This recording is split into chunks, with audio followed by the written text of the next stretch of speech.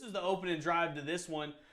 Carter Arrett takes a snap, rolls out right, makes a one miss, and finds, wide open right in the back of the end zone. That's going to be a touchdown for the Bearcats. They're up 7-0 to start this one.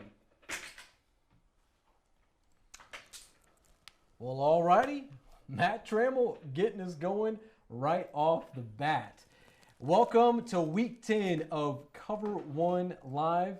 I'm Manny Diaz. Christian Gabaldon. Yep, the partner in crime we've been for the past 9 weeks. Can't believe we're here already in week number 10. But nonetheless, we have a great slate of games for you. We just peeked in Ballinger and Reynolds County with what looks to be, for the district title, Ballinger v. Bangs. We'll peek into that one here coming up. Plus, a number of great games. Also, our Central Bobcats, Malachi Brown, crowned homecoming king. Shout out there to number 8. Four time. Yeah. So the Bobcats looking to move to 3-0 in district play tonight, hosting Odessa High. Also, another big one is Odessa Permian in Frenship. Of course, Permian coming off that devastating loss last week to Abiliene High at Shotwell Stadium. We'll see if Mojo has what it takes to get back in the good graces of the Texas high school football gods. But Trammell already getting us going there. And I believe, Trammell, do you have something for us already? Yeah, I got another one. I got another game for us. It's going to be Eldorado. They're coming off of a loss last week for maybe the district championship. But, hey, they're still fighting for a second seed in that playoff spot. So they're playing Menard here in Eldorado. We can just go ahead and take a look at it. All right, let's get right into it, Trammell. All right. So right here, we're going to see a little trickery. Quarterback takes the snap and hands it off. Running back, reverse on that one, and even fakes out the cameraman, but he's going to go all the way to the touchdown. They're going to get the extra point and take the lead 7-0 against Menard. Wow. Trammell, bringing up the goods there. We've had a chance to see a lot of different games over the weeks. Was there a game that whenever you looked at the schedule this week that was like, man, I can't wait to see that one? Well, I was really excited about the Odessa Permian game. They're playing Frenship. Frenship lost last week. Odessa Permian lost last week, especially against Abiliene. So you're really expecting Odessa Permian to come out big. But as you'll see right here, actually, we got the live feed going. It looks like Frenship's about to score. They're up 10-7 last time we looked into them. Okay. And we'll see what's going on right here. Well, let's go ahead and take the live feed from Ratliff Stadium. Trammell, guide us what's going on here. All right, so it looks like the quarterback just had a keeper kind of on a busted play. It looks like he almost got down to the 20. We can watch it back here. Maybe a read option. Makes one miss, though, and gets about all the way to the 20, maybe the 21, 22-yard line. I'm not sure what down that's going to make it since we just hopped in here. But nonetheless, the Frenship Tigers, they're in scoring position once again. They're already leading the ball game 10-7. It's first down right here. That was actually for first down. So jet sweep right here to 22. Almost gets blown up in the backfield, but a missed tackle. He's up the sideline. Makes another one miss. That's almost another first down. Now Brent Davis, was raving about Frenship's running game this past week. It looks like they're giving Mojo some fits early on, Trammell. Yeah, and but hey, that Odessa Permian man, he was in the backfield. It looks like he could have made that play, but just made one miss. We'll see what happens here. Another run, read option. Yeah, quarterback keeps it. That's going to be for another first down. Looks like it's going to get about to the 10-yard line. Man, this Tiger team is just rolling on the Panthers right now. Christian, looking at this Permian Frenship game, do you like? How do you feel the Frenship's chances of actually getting in the end zone here as they're knocking on the door? I mean, yeah, you're seeing some good running game, good gains in general just from Frenship. They're driving it down Permian's throat, and I definitely think they have the ability to score right here. Permian looks like they're letting down a little bit in their territory, but I guess we'll see. They're in the shotgun right here. So we got the handoff. And he breaks open. That's going to be a Frenship Tiger touchdown. Man, that's going to make it 16-7. They're up big against Mojo right now. Whoa. Man, Mojo, they look strong at the beginning of the season. Everyone had high hopes. They lose to Abilene High, get ran all over. And then the Tigers right now, it's just looking like they're picking up first down after first down, and then the touchdown. Extra point will probably make it a 10-point ball game. Man, what is going on with Mojo right now? I mean, it's like they're still in that hangover of beating Midland Lee to start the district season. Yeah, no kidding. My goodness. And you know, that's how they play offense. You know, that's not, you know, necessarily the template to play comeback, you know, because they're not really too good at actually playing in with the passing game. So. Yeah, definitely run the clock out a little too much. Man, so some early fireworks at Ratliff Stadium there. Frenship taking their early lead. It looks like a whole different ball team right there. Yeah, that's very interesting to see early on. Certainly, what's going on with Permian. Man, who knows what's going to happen with them? You know, who knows, man. It's almost like you want you know, we always want them to succeed, but yet we need them. We don't need them to lose at the same time. Yeah, exactly. So that's that. We do have a number of other games that we're going to be looking into tonight. The number 8 Christoval Cougars. Yes, my hometown Christoval Cougars taking on Junction tonight. They beat Eldorado last week. Trammell, you still owe me a Topo Chico in that game there.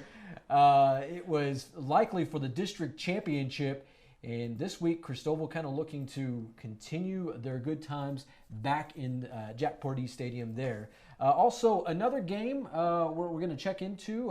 We kind of saw the early moments of that. Eldorado and Menard. Menard not exactly having the greatest season thus far.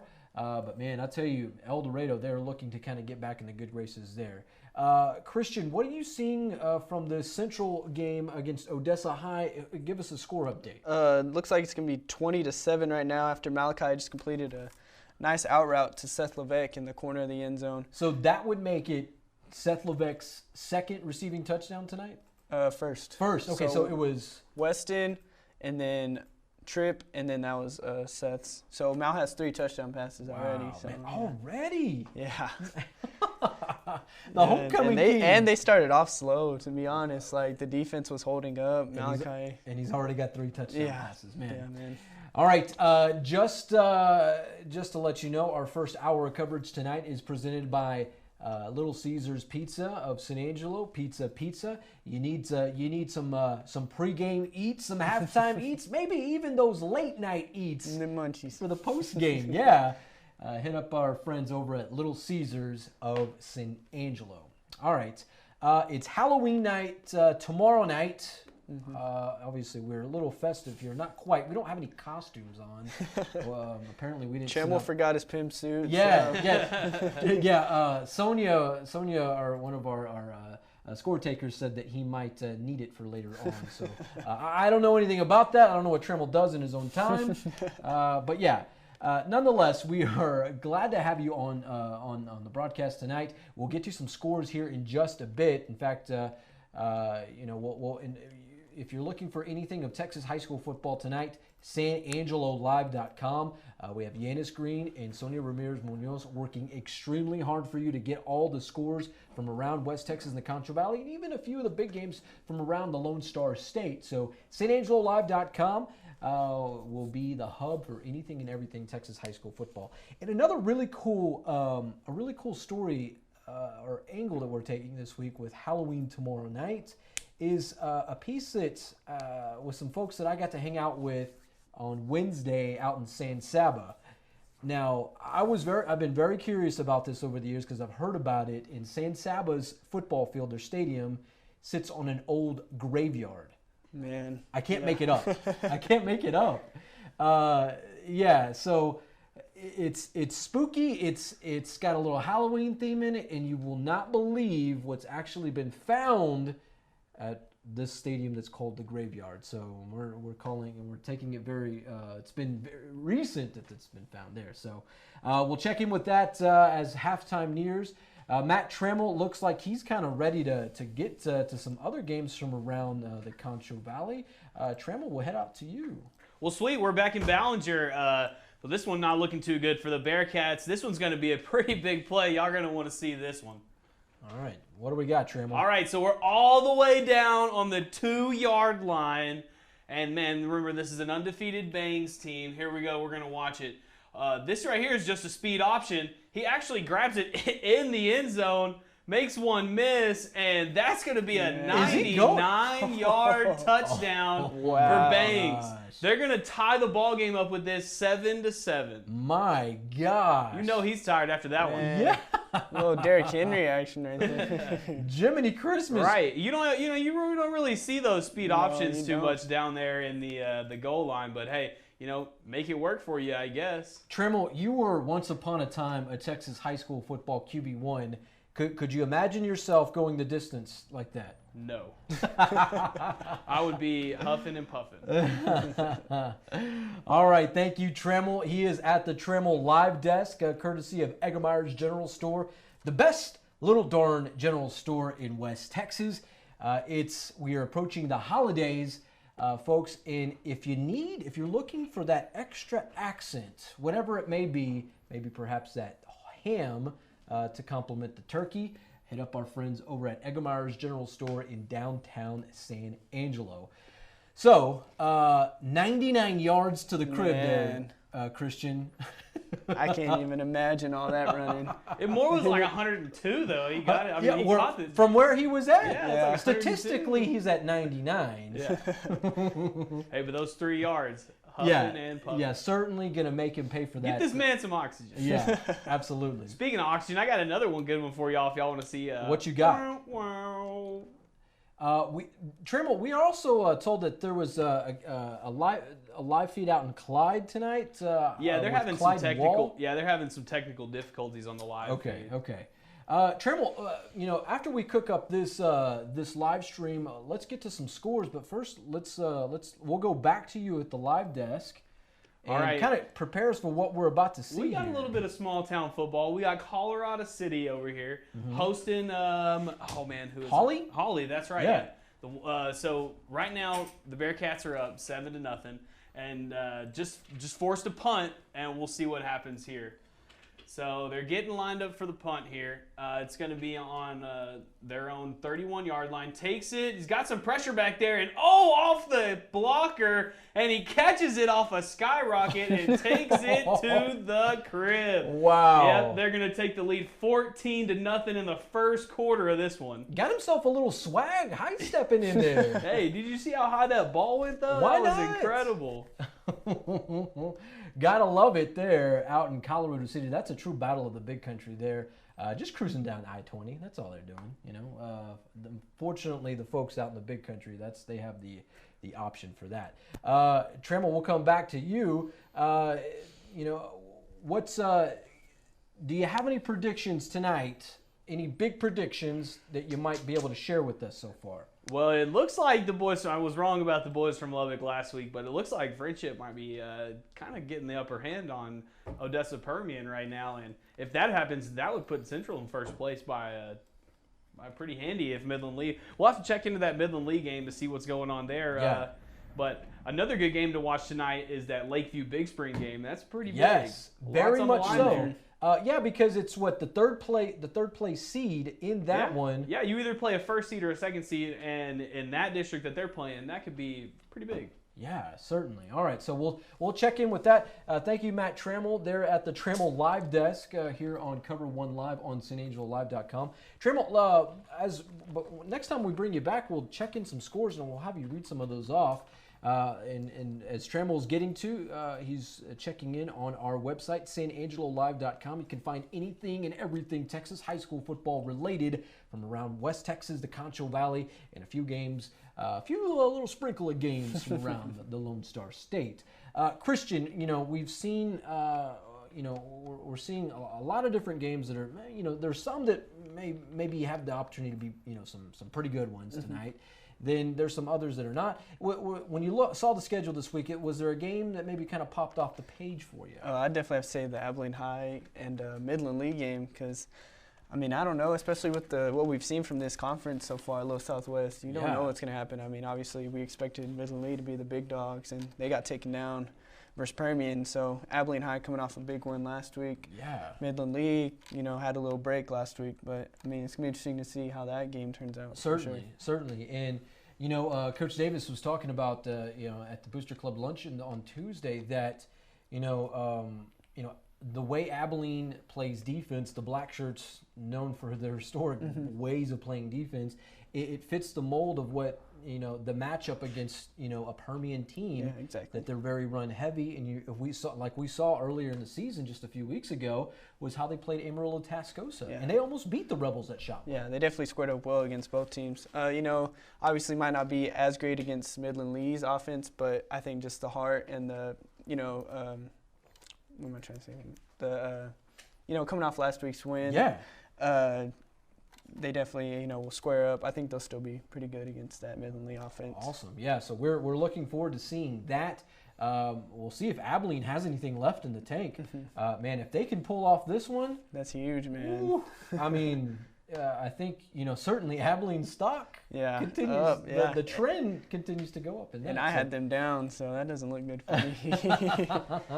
Yeah, I think all of us did for a while because, we just saw them just go through. I mean, they were somewhat Central's boat, the same thing as that. So, nonetheless, we'll check in on that game here in a few moments. But now let's entertain Matt Trammell and the Trammell Live Desk. Trammell, we'll go to you.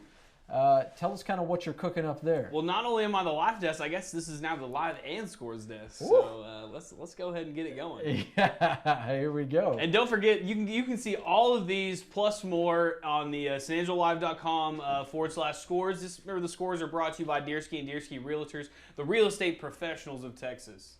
Hey, look, there's me. You can even watch our videos straight from the scores page. I know, yeah. All right, let's get them rolling. Second quarter, we got San Angelo Central. The Bobcats, they're up big against Odessa High, 21-7 in the second quarter. Midland Lee, they're up big too against Abilene High. That scores 14-0 for the Rebels.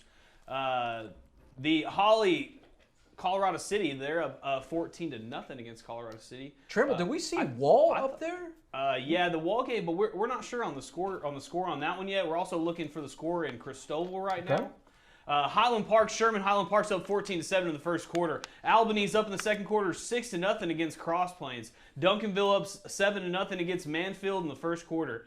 Abilene Cooper won 48-0. That one's final at halftime. Cisco's up against Goldthwaite 28-7. First quarter, Crane 14, Tornillo 0. That's in the first quarter. Brock's up big in the first quarter, 21-0 against Pester. San Saba 14, Coleman 3 in the second quarter. Winners, the Blizzards, they're up big in the second quarter against De Leon 34-7. Midlothian Heritage 7, Stephenville 0 in the first quarter. Early, they're up against TLCA 14-0. The boys of San Angelo need to step that one up in the second quarter. Waco La Vega 51, Alvarado 0. That one's final.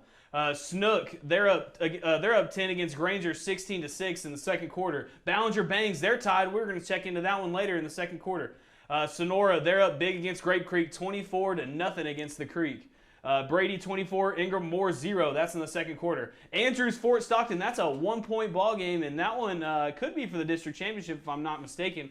They're 14-13 Andrews in the second quarter. Wichita Falls Rider, Abilene Wiley 21-0. Wichita Falls Rider in the second quarter. Lubbock Cooper up against Plainview 14-0. Lamesa Brownfield, that game was canceled. Shallowater Slayton, Shallowater's up big in the second quarter 22-0. Denver City Mustangs against Kermit, they're up 14-10 in the second quarter. Bushland, they're beating Littlefield right now in the second quarter 21-6. Dumas Canyon 13-0. Dumas is up in the second quarter. Amarillo Coronado against Lubbock Coronado versus Amarillo Paladura. That's first quarter score of 14-0 Coronado. Denton Ryan beat Frisco Centennial, 68-28. That one is final. Odessa Permian right now is down to Frenship 10-7. We actually saw the touchdown for that one. It's 17-7. Prosper's tied against Denton Guy right now, 7-7 in the second quarter. Oh, here it is, Big Springs Lakeview. Big Springs up 14-7. That one's in the second quarter. We're going to keep an eye out on that one. Allen, McKinney Boyd. Allen's up 7-3. The Eagles take that one in the second quarter. South Lake Carroll 14, Keller 0. That one's in the second quarter as well. Pampa, Hereford. Pampa's up 14-0 in the first quarter. Aledo, Arlington, Seguin. Aledo's up by 10, 16-6. That's in the second quarter as well. Somerville, Bartlett 34-12. That one's final. Somerville taking that one. Highland beating Bront on the 26th. That was 58-6. Monday Night Football. That was Monday Night Football. That's right. Some of these we're still looking for, and that may be all we got right here for the scores. But just remember, you can check out all the scores plus more, the videos, the write-ups, everything. You can check all those out on SanAngeloLive.com /scores. Just SanAngeloLive.com, San Angelo Live's Facebook, YouTube, Twitter. You can check it out on everything. All righty, thank you, Matt Trammell. You talk about needing oxygen. I mean, Trammell's just get you some over there, man. A machine. We saw this Lakeview Big Spring game. Lakeview, what, up 14-7? Yes. Yeah, that's what it said in the second. Wow. quarter. Okay, so here we go, Lakeview. We need the Chiefs, the kids from the north side, need the 3 seed to avoid, getting probably the number 1 overall seed from the other district out of what I think it's like District 2 or District 1.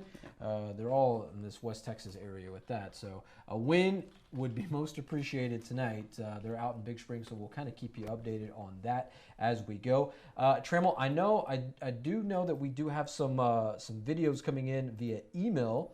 So if you would check some of those out, so we can probably get to some of those as well. In the meantime, Christian, what are you seeing with this Central Odessa game? Well, we did just see a touchdown, another passing touchdown by Malachi Brown to Jalen Leifesty on this. So that makes it 4? 4 in the first half. Oh my gosh! Yeah, with 1:30 left in the second. So just a few weeks ago against Abiliene High, he had 5, which tied overall. The tied the record. Yeah, man. Gosh, yeah. You gotta wonder what's it's always nice to see what that kid's up to. The passing, so we're not seeing him, run. No, not a lot, man. It's more using his arm. We're always used to seeing him just running. I think that he's running away from pressure and then throwing a completion for 40 yards. Yeah. That's what we saw to Jalen Leifesty just now. So, yeah, he's looking great out there, man. All righty. Trammell, are we seeing anything? This is the Christoval. We have Christoval right here. Yeah, if you want to, if you want to get us cocked and loaded for that highlight, we'll let you take it away on that. Okay, all right. So nonetheless, we'll come to the old email. We will improvise here because that's just what we do. All right. So we'll take you away. This is going to be in Christoval tonight. The Cougars taking on Junction. Seatown, the number 8. They are ranked in the top 10 in the state of Texas. Man, always good to see that there. All right, Trammell, take us away there. So we have old Braden Wilcox here. Yeah, he's looking in the direction, doing a little scrambling action, and look at him hook up with my man Bo Jolly, just tippy-toeing that goal line there. Then, it's Bo Jolly. How about this kid? The INT yelling, Oski, is anybody gonna get him? Looks like they finally got him there. Then Wilcox, here back to work. Love what this kid could do. Slinging it out to guess who? Well, it's catcher Joyner here for the touchdown to make it 14-0 with about 8:30 remaining in the second quarter. So, man, some good stuff there from Christoval at that point leading Junction 14-0 at Jack Pardee Stadium. I heard you say you're with Bo Jolly there. Bo Jolly. That's an interesting name. And what's the other one? Catcher Joyner. Catcher Joyner. Yeah. So the Joyner, so I believe it was his daddy, Israel Joyner, which is just a few years older than me, and graduated a few years before I did. Just an all-state running back kind of guy. Really? Man, was just, killing kids left and right.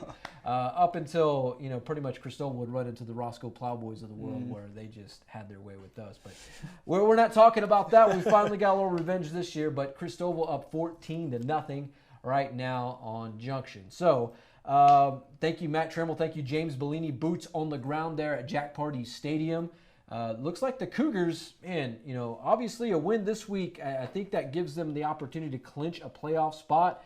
I know as obviously, a win perhaps puts them in more of the driver's seat to claim the district title. And Christian, a district title, clinching the district title this season as being with an outright district title would be the first of the 11-man era. Really? The very first. Wow. I bet you're a happy camper there. Oh, heck yeah. Christoval's always been known for being a 6-man football team.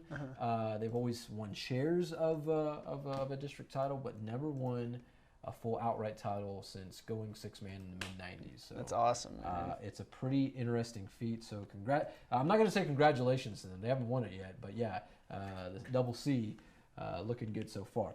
All right, enough about those guys. I can talk about them all night long. Christian, what are you seeing? Give us an update of what's going on. It looks like Central got the ball back after holding the Broncos on defense. 48 seconds left. They're in Broncos territory as well, so I'm looking to see if they'll score here or not. So, yeah, man, their defense is doing well, holding them to 7 points. Yeah. I mean, gosh. Montavious Dobbins looks like he's untouched every play. Looks like they're just letting him slide by. Montavious Dobbins is just a man-child. He really is, man. I mean, you look at that guy, and he's like, man, that's just a full-grown man right there. Yeah, it's like Zai if he was a little faster. Yeah, that's a very good comparison. Yeah, a little Zai Puck. He's fun to watch. He's so fun to watch. Definitely so. Trammell, I see you're poking around there on the old live desk with some good video. Do you have anything cooking up there? Yeah, I do, actually. I got, we're back in Ballinger. It's about halftime. Actually, after this, it is halftime. But we'll go ahead and check out and see what happens right here. So it is Bangs' ball. They're going to take the snap. Quarterback finds him. Boom, run it right there. That's a wheel route, and that's just wide open. That's a touchdown. They're going to actually go for 2. They're not going to get it, so it's going to be a tie ball game at halftime, 13-13. The Bearcats, man, if they can win this, that's going to be pretty big. But either way, the winner of this game is going to definitely make a run in the playoffs. Yeah, definitely. And this is looking like it could be for the district title there in Runnels County. Trammell, if we can, we'd also like to maybe take a peek at, or is Permian and Frenship, aren't they at the break? Yeah, they're at the halftime. Okay, so we'll kind of get ready for them. Thank you, Matt Trammell. Always a joy to have you from the Trammell Live Desk. All right, so interesting fact about Ballinger and Bangs. So the Ballinger head coach, Chuck Lipsey, this guy is kind of a journeyman of the Concho Valley and just all throughout West Texas. He was at one point, I think you have to go back almost 10 years ago, the head coach of Bangs. Oh, really? Yeah, so this is kind of like a homecoming kind of deal. I mean, although he's now in Ballinger, but they're playing in Ballinger tonight, but it's playing his old team, so it's always good to see him, and this guy's been insanely successful wherever he's gone. He did very well in Brady. Almost went to a state championship when he was at Winners, won in the early 2000s. So this guy, very good football coach. He's certainly steering that Ballinger program in the right direction, and they are looking primed as ever to make a run deep into the Texas high school football playoffs in Class 3A Division II. So we shall see in that. An update on this Central game. Yeah, we saw a deep bomb not quite bomb, about 30-yard pass to Seth Levesque, who got stopped at the 2-yard line, and I think they're looking to kick a field goal on fourth and goal. So what, no touchdown? No touchdown. Get out of here. What? I'm supposed to have 5, Malachi. Yeah, what's wrong with you? Yeah. Trammell, I just got word that we do have Neil emailed there with a Central highlight, perhaps. If you want to take a look into that there. Yeah, I'll try to find it. Okay, very good. In the meantime, man, we are nearing halftime in a number of these games. Central just went to the break. Christian, give us an update on that there. Yeah, the kick was good. So 31-7. Central's going into the break at halftime. So yeah, they're looking pretty over there at San Angelo Stadium. Okay, very good. In the meantime, let's see. We'll kind of. Hey, Trammell. Can you forward that to me? Yes, I will forward that to you. If you can, let's run back that Christoval highlight before we kind of get to something else here. I'd like certainly our audience to kind of catch that once again. I'll tell you, Christoval, not too bad, not too shabby this season, as we kind of, and I know they're close to also the half there in Seatown. So let's get ready for that there. Trammell, I am ready when you are. Hit it when you got it. All right, so early goings, no score from Jack Pardee Stadium in South Tom Green County. There's Braden Wilcox. Yep, finding his man, Bo Jolly. Drag swag. Yeah, Bo Drag swag. Yeah. Oh, if you like INTs, Oski, Bo Jolly. Yeah, it's pretty much just a dead sprint. Somebody's finally going to get him there. Holly Jolly District Championship. Then in the ensuing possession, here's Braden Wilcox hooking up with catcher Joyner. That's a touchdown. Christoval up 14-0 at that point. So yeah, C-Town, yep, all smiles there in South Tom Green County. That is faux show. So we'll look as a number of these games kind of enter the break. We'll kind of take a break with them. We'll hear, in fact, we'd like to maybe hear a word from our sponsor first before we kind of get to what we're going to get to. In fact, we'll come back. We'll hear a word from our sponsor momentarily. We're the general store with a story to tell. From the local jellies and jams made right here in West Texas, to the gifts and collectibles for everyone, along with our handcrafted Polish pottery to accent your dinner table. So let your memories begin at Eggemeyer's General Store, located in downtown San Angelo.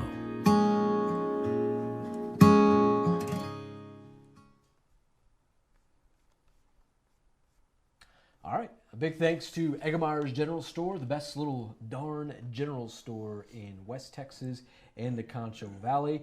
If you need that holiday ham, they'll hook you up there. Have you had one of their holiday hams? I haven't. Christian, you are missing out, my man. I'm gonna have to. I'm gonna support that. If you need to get mom a Christmas gift, that place has got you covered. I'll tell Mom with Manny. I'll get the hook. Yeah. Tell him you're with Manny. He'll probably show you the door as soon as you say that. Nonetheless, we are nearing halftime in a number of games, so we are going to kind of take a quick break with some of our area teams as well. And you know how we were telling you a little bit about what was kind of going on in San Saba? This program is not only very successful this season, they're also state ranked, but more importantly, their stadium sits on an old graveyard. Can't make this stuff up. In fact, that is tonight's COVER1 preview, the Welcome to the Graveyard from San Saba, Texas.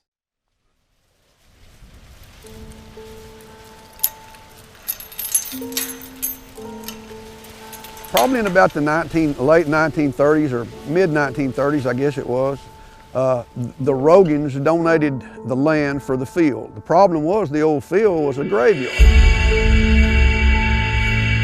Being mostly, I guess, a pauper's type graveyard and maybe some Civil War soldiers and whatnot. Some of the bodies didn't get removed because there was no family to claim them, so most of them were exhumed and moved out to the city cemetery. Hi, my name is Ronnie Schulze. I'm a coach at San Saba High School. I've been a coach at San Saba since 1977, going on 44 years. I got my information mainly from a guy named James Harkey who played football back in those days, and James is deceased now, but I still remember the stories that he told me. And you know, he said that he remembers the bulldozers coming in to clear the land, and a few of the bodies or whatever remains didn't get claimed, so they just bulldozed the tombstones in and left them there. There weren't very many, but and then also one interesting thing about Rogan Field, that's how it's got its name, from the Rogans who donated the land. It was used as a rodeo arena for many years, and got a good sand base. That's one reason we have such a good turf, because all that sand that was hauled in every year for rodeo. Right on three, 1, 2, 3. Right. Back in the 90s when Coach McCoy, Brad McCoy, Colt McCoy's dad was here, he kind of made a big deal out of it. Prior to that, we hadn't said much about it, and he used it kind of as, you know, the 12th man or whatever, and it worked for him. And you know, some people were kind of against that. They put a sign up, "Welcome to the Graveyard," and some folks were against that. It kind of died out. We've brought it back in the last few years, and some of those folks that were against it aren't around anymore, and so and things have changed. It's more acceptable now to the people that live here.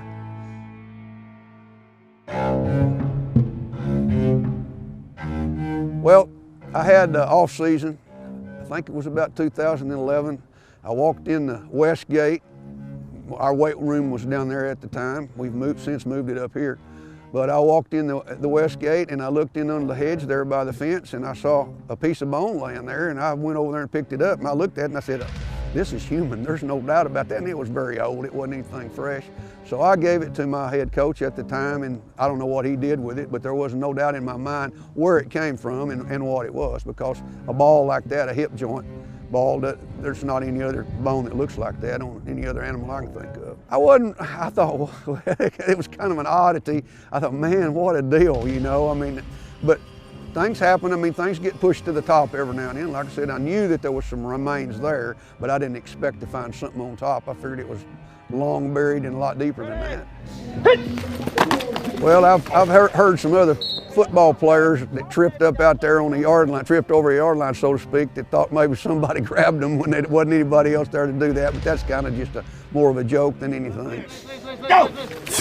We really don't headline it like maybe we should, but we say welcome to the graveyard. Well, that's about all we say. We don't really write anything about it or say anything about it or make that big a deal about it.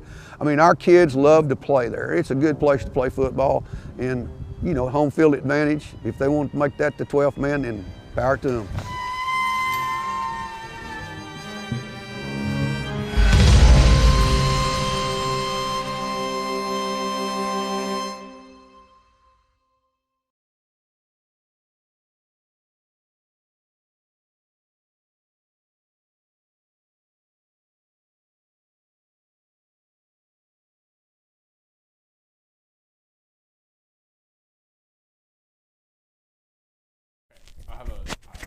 We have wall back. Alrighty, here we are, San Saba, the graveyard. Let's take a quick peek with Matt Trammell. Trammell, what you got? Hey, what's going on, guys? We are back in Eldorado. They're winning up here against Menard. It's halftime, but this is right before halftime. Let's see what happens. So Covarrubias takes the snap, takes a step up in the pocket, psych, and that's just an easy slant route, and that's going to be a touchdown. Man, they're just working Menard right now. Wow. Man, that's going to be interesting to see what that score is at the end of the night. I believe that was Cooper Metter there on the reception. Covarrubias, man, that kid's got some... Yeah, he's slinging it, man. Yeah, that's for sure. Yeah. Trammell, let's see. Were there any other games that you were kind of checking in on? Well, mostly everything's at halftime still. Okay. We're still fighting that battle. Okay. All righty. So we will come back to the desk. We're efforting some highlights from San Angelo Stadium. Thank you, Matt Trammell. Much appreciated there. So slight little break there with our good friends from San Saba. Thank you to Coach Aguirre for letting us hang out. That made the lead 34-7. 34-7, man. Wow, that's a whole lot of Eldorado. Looks a lot like now. the Central score too. Yeah. So that one was what? 31-7. 31-7 at the break. So we'll see how this one kind of evolves.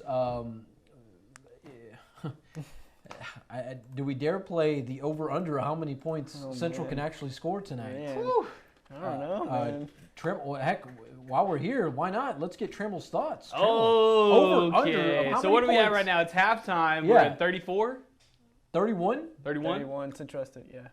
Over under how many points Central's going to score I'll tonight? give them 56. I don't think they'll get 70. I think they'll kind of take off the break in the fourth. So I'll go 56. So you're setting at 56 tonight? Yeah, I'll give that like the mark. So Okay. I'll go low on it. So Trammell's not only at the live desk and not only at the score desk, But now we're at the betting desk. the Let's go. bookmaking desk Let's go. of Matt Trammell. Call my bookie. Pam Trammell, you know where you are. Yeah. Okay, so what did you say? 56 points tonight, Trammell? Hey, yeah, we'll say 56.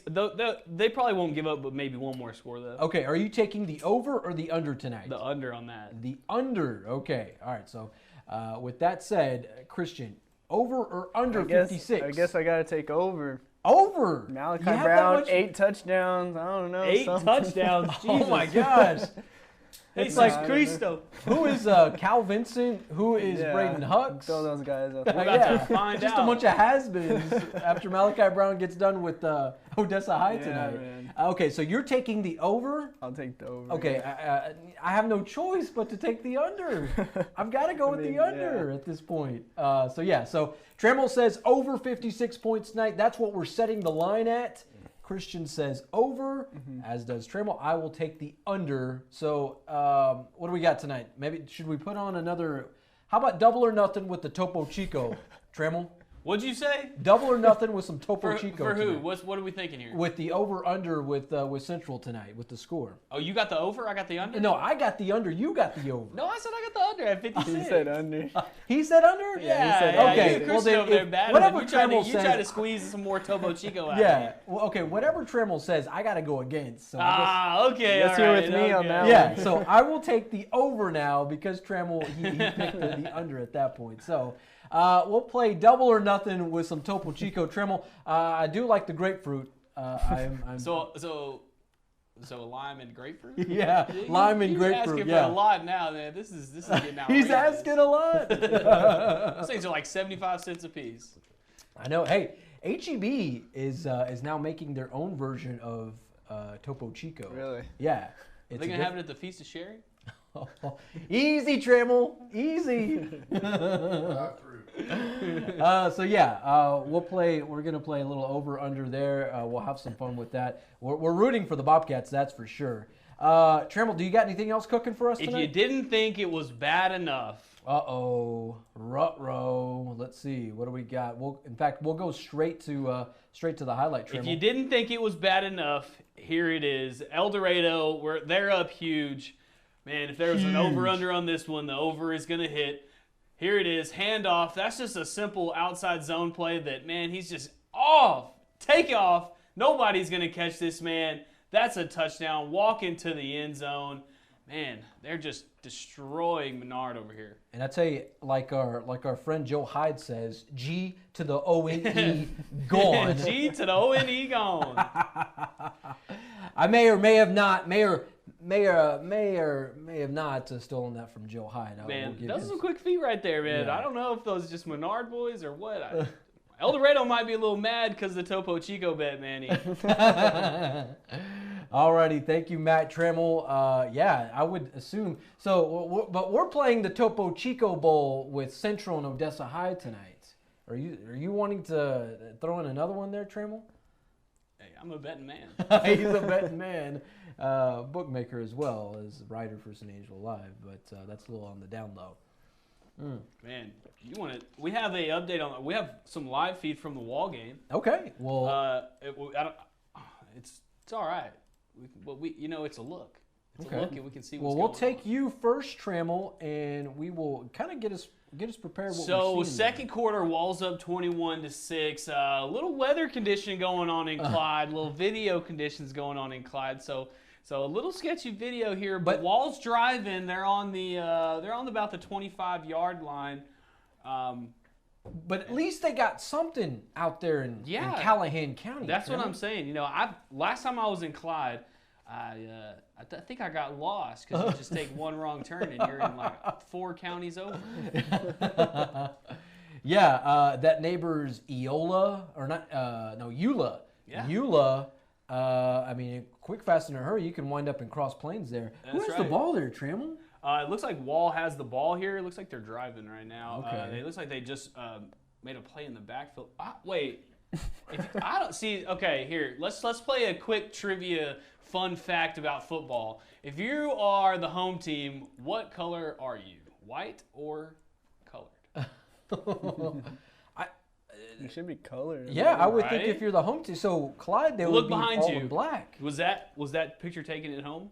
Yeah, it was. Which one? The Central? Oh wait, is that at home? No, that's on the road there. All right, so that means Wall does not have the ball right now. It looks like Clyde is driving right now, but I've seen them making plays in the backfield. Let's see what happens. Oh, another play in the backfield back there. Man, that defense for Wall is so scary sometimes, and especially when they're up big, they can just continue to pound, and that defense can blitz and just wear out defenses. All right, well, it's not the greatest look from what they refer to as Clyde America. Hey, but you know what? For Clyde America, it's a look. It's not bad, so we'll take it. So 21-6 right now. The Hawks leading the Clyde Bulldogs. Wall kind of looking. They got the dub last week against Breckenridge, And it was kind of by a minute default away, because the kids from the Buckaroos got the old COVID, so they were kind of having to battle that. Now, we did mention some games that were going on earlier this week, and I do have to say that COVID has kind of been, obviously it's not good at all, but it's made some teams having to play catch up around here. Brownwood, they're having to play up some games since I think they had a COVID scare over there the last few weeks ago, so they're playing every 5 days now. Oh, really? So they played earlier this week. Highland, they came down with the COVID on, I guess, a few weeks ago. So they played against Bront on Monday night. In fact, tomorrow afternoon, they're going to turn around again. They're going to play against Sterling City in Sterling City. So that's a tough one. Yeah. So we're seeing a lot of these teams having to make up football games, and it's just like, how much football can you cram in 5 days? Yeah, man, that must be tough on the players. Yeah. Well, if you're Highland, you got to be kind of happy with what's going on. I mean, you get to have a good look at a team the Bront team that the score showed it, that you can definitely just run through them, and it's kind of maybe a warm-up team to what you're going to see on Saturdays. That game against Sterling City? Mm-hmm. Yeah, so and we saw Sterling City beat the #1 team last week, and they are the #1 team now in the state, so you want to have a little bit of preparation, I think, more than rest when you go into those games, especially for these six-man teams who know how to run it out and ball. So, Highland probably wasn't too disappointed. If you're Brownwood and you're having to play big teams and having to smack people and not six-man games, that's a little bit tougher every 5 days. Yeah, Brownwood certainly having to deal with that there. All right, Trammell, when we come back, we'll take a quick break with you. In fact, we'll step aside and take a quick break. I would like to kind of have a score update, if we can check in some of the scores from around Concho Valley. But in the meantime, we'll take a quick commercial break and hear a word from our sponsor. Like our area teams under the Friday Night Lights, here at Bug Express, we're all about teamwork. With over 40 years of knowledge and experience in pest management, our team knows how to get the job done. Give us a call today at 653-0069.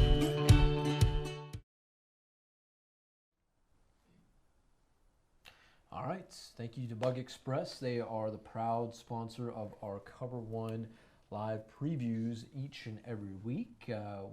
If you have a chance, run on over to our website, sanangelolive.com, and you can catch this week's preview with Welcome to the Graveyard from San Saba, Texas. The San Saba Armadillos, not only just one of the better teams in Class 2A Division I, but they also have a unique story of where or what has lived under their football stadium. So if that's not enough to pique your interest there, please just go on to sanangelolive.com. Welcome to the Graveyard. In the meantime, hey, let's go and check in with our friends over at Diersky and Diersky Realtors at the Diersky and Diersky Realtors scoreboard. Trammell from the live desk there. The Diersky scoreboard, the live desk. Hey, we're still looking for somebody, so you can be part of the live desk if you want. Just hit up sanangelolive.com. We're reading from the Diersky and Diersky scoreboard right here at sanangelolive.com. You can check all these out at sanangelolive.com/scores. Here we go. Clyde walls up big in the second quarter, 21-6. Christoval, man, I think that's halftime, 28-0 against Junction. Looks like they're walking to a district championship on that one. Midland Lee 30, Abiliene 6. The Rebels up We were big just at talking halftime. about that, how Abiliene would respond. Looks like, that defense, the Black Shirts defense, maybe they don't have it against a really good 20 or offense. 30-6? It's 30-6. Wow. All right, San Angelo Central's up big 28-7. I think that one's going to be even bigger than what it was 31-7. now. Now it's 31-7. Yeah, that's right. Bushland 28, Littlefield 12 in third quarter. Halftime in Denver City, they're up 28-10 against Kermit. Shallowater 22, Slayton nothing in the third quarter. Johnson City's up against Harper 14-8. Then that one's a battle over there, second quarter there. Stanford, Forsan 28, Stanford 0 in the second quarter. Baird 36, Lingleville 8. That one's in the second quarter as well. Rock Springs, Miles Bulldogs, they're going to suffer a loss here tonight probably. They're down 32-0 at halftime. Highland Park's up big against Sherman 35-7 in the second quarter. Hawley 33, Colorado City nothing. That one's at halftime. We can continue to check in on that one later tonight. Duncanville's up 7-0 against Mansfield in the second quarter. That's a close game. That's right. Crane's up halftime 37-0 against Tornillo. Ozona, Crockett County against Mason. The Ozona is actually winning this one 12-6. They continue to roll. That looks probably for We the were district talking about championship. that last week, Trammell, weren't we? That Ozona had the potential, does indeed have the potential to beat Mason this This season. one right here, if they win it, I think Ozona is going to be the district championship. Without question, yeah. So Brock 35, Pester 0. That one's in the second quarter. Eldorado's up big against Menard. Looks like they're going to wrap up with that 2 seed, 34-7 in the second quarter. Stephenville down to Midlothian Heritage 21-7 in the second quarter. Nueces Canyon down to Lakey 28-8. Remember, Lakey had that 98-point scoring output earlier this season. Garden City 22, Grady 20. That's a close one in the second quarter. Paint Rock down big at Eden in the second quarter, 43-14. Westbrook, they're done. Robert Lee, 45'd them. That one finished up early at halftime. Erie County, they beat Very Best tonight, 57-8. That's final. Andrews at Fort Stockton. It's halftime. Fort Stockton is beating Andrews. What? Whoa. Man, that's a big one. Looks like that one's going to take whoever has that one's going to get the trying first to seed in there. Yeah, the Panthers sneaking up there. Rankin 50, Midland TLCA. Oh man, Rankin 50-0 in the second quarter. Wichita Falls, Ryder 35, Wiley nothing, and that one's at halftime. Looks like that one's going to be a pretty big blowout. Lubbock Cooper's up 14-0 against Plainview. We'll see what Plainview has going into the second half. Early 21, TLCA 6. The boys from San Angelo down in the second quarter, but they're not done yet. 7-7. That's a Millshoe Dalhart game, and that one's at halftime. Pilot Point 23, Boyd 7. That one's in the second quarter. Dumas up 13-0, holding them to a goose egg at halftime. That's Canyon, that is. Brady 24, Ingram Moore 7. That's a halftime score of 24-7. Brady's leading that one. Lubbock Coronado's up 42-0 against Amarillo Paldura in the second quarter. Winners up big at halftime against De Leon, 41-14. The Granger Snook is up 24-6, and that's the second quarter. Arlington Martin, Arlington Lamar, the Battle of Arlington, 23-10 in the second quarter. It looks like Arlington Martin's up in that one. South Lake Carroll, it's halftime against Keller. They're up big, 28-3. Allen's up against McKinney Boyd, 16-7 in the second quarter. San Saba, the graveyard, as we saw earlier, up 17-3 against Coleman tonight at halftime. Prosper, Denton Geyer. Prosper's up 14-7 against Denton Geyer at halftime. That would be a pretty big upset. Odessa Permian, Frenship, they're leading this one, but Odessa Permian's battling back. It's 17-13 in the second quarter. Ballinger and Bangs are tied at 13 at halftime. That's for a district championship. Oh, look at this. The boys from the north side. Big Spring 21, Lakeview 7 at halftime. We'll see if Albert Rodriguez can get some mullet magic and come back in that one. Albany, Cross Plains, Albany 6, Cross Plains 0 at halftime. Sonora's up big against the Creek, 32-0. The Eagles are down big. Maybe they can come back. Pampa, Hereford. Pampa's up 28-3 in the second quarter. Arlington, Seguin against Aledo. Aledo's up 30-12. Burton, Milano. Burton's up big, 56-6. They won that one. Canyon, Randall, Wichita Falls. This was a good one. 36-35. Wichita Falls got that one by 1 point. Brownwood, Waxahachie Life, 48-14. Brownwood took that one. Abilene Cooper, 48. Arlington Heights, 0. Cisco, 28. Goldthwaite, 7 at halftime. Waco Lovedo won tonight against Alvarado, 51-0. Denton Ryan, they won a big one, 68-28 against Frisco Centennial. Amarillo Lubbock Monterey, that one was last night. It's final 24-7. Somerville Bartlett, 34-12. Somerville took that one. Highland Bront, that was on Monday Night Football, 58-6. Bront lost that one. Highland's now going to go take on Sterling City, the #1 team in the state, and that looks like that's going to wrap up the San Angelo live scores. You can check all these plus sports coverage, sports briefs, the video, the show. You can check it all out on sanangelolive.com/scores, brought to you by Deersky and Deersky Realtors. Alrighty, Matt Trammell, thank you so much. Always bringing us the goods, whether it's from the live streams or some highlights or perhaps the scores. Trammell, I just got word that we have another highlight from Christoval. Pulling it up as we speak. Alrighty, so we'll effort that. I'd like to remind you that our second hour of coverage tonight is presented by our good friends at the San Angelo Cardiovascular Center of Excellence. If you need a second opinion, well, heck, go chat with our good friend Dr. Leon and the fine folks at San Angelo Cardiovascular. Don't let them take your leg. Go see Dr. Leon. Yes, take it from Matt Trammell. Thank goodness he's not having to had a leg taken. But no, but I've talked to Dr. Leon a few times, man. Yeah, that's a good guy, right? there. Yeah, he is. Yeah, he is. So he's a proud sponsor of Hour 2 of the show tonight. And Trammell, looks like we might have. Are you efforting right now? So a little Christoval action here. Yeah, looks like we're ready to rock and roll. All righty, well, let's get it going. Second quarter action from C-Town, my hometown. Look at there, Junction with the rock, about a little less than 8 to go. Junction. And who do you think you're going to find here? Bo. How about Bo Jolly? Bo Jolly. What are we calling him tonight? Bojack Swag? Bojack Swag. Yeah. Okay. Look at there. Hey, who we got here? Braden And then- Wilcox handing it off. Hey, how about Joshua Fava taking it in? Walking in. Yeah, just walk it out. Then Oh. then a little Brendan Wilcox getting to the QB1. Chase Coronado, but Man, look at this Christoval defense. Yeah, and then here forcing on fourth down. Man, that's a big play from that Christoval defense. So, yeah, the kids from the south end of Tom Green County certainly doing some work tonight. So, we will keep you updated on that game. James Abiliene, he's part of our boots on the ground down there at Jack Pardee Stadium. All right, Christian, we're seeing Central coming back onto the field for the second half. Expectations, do you expect to see Malachi Brown toss for more than 5 touchdowns tonight? I mean, I don't see why he couldn't. They still have him in the game.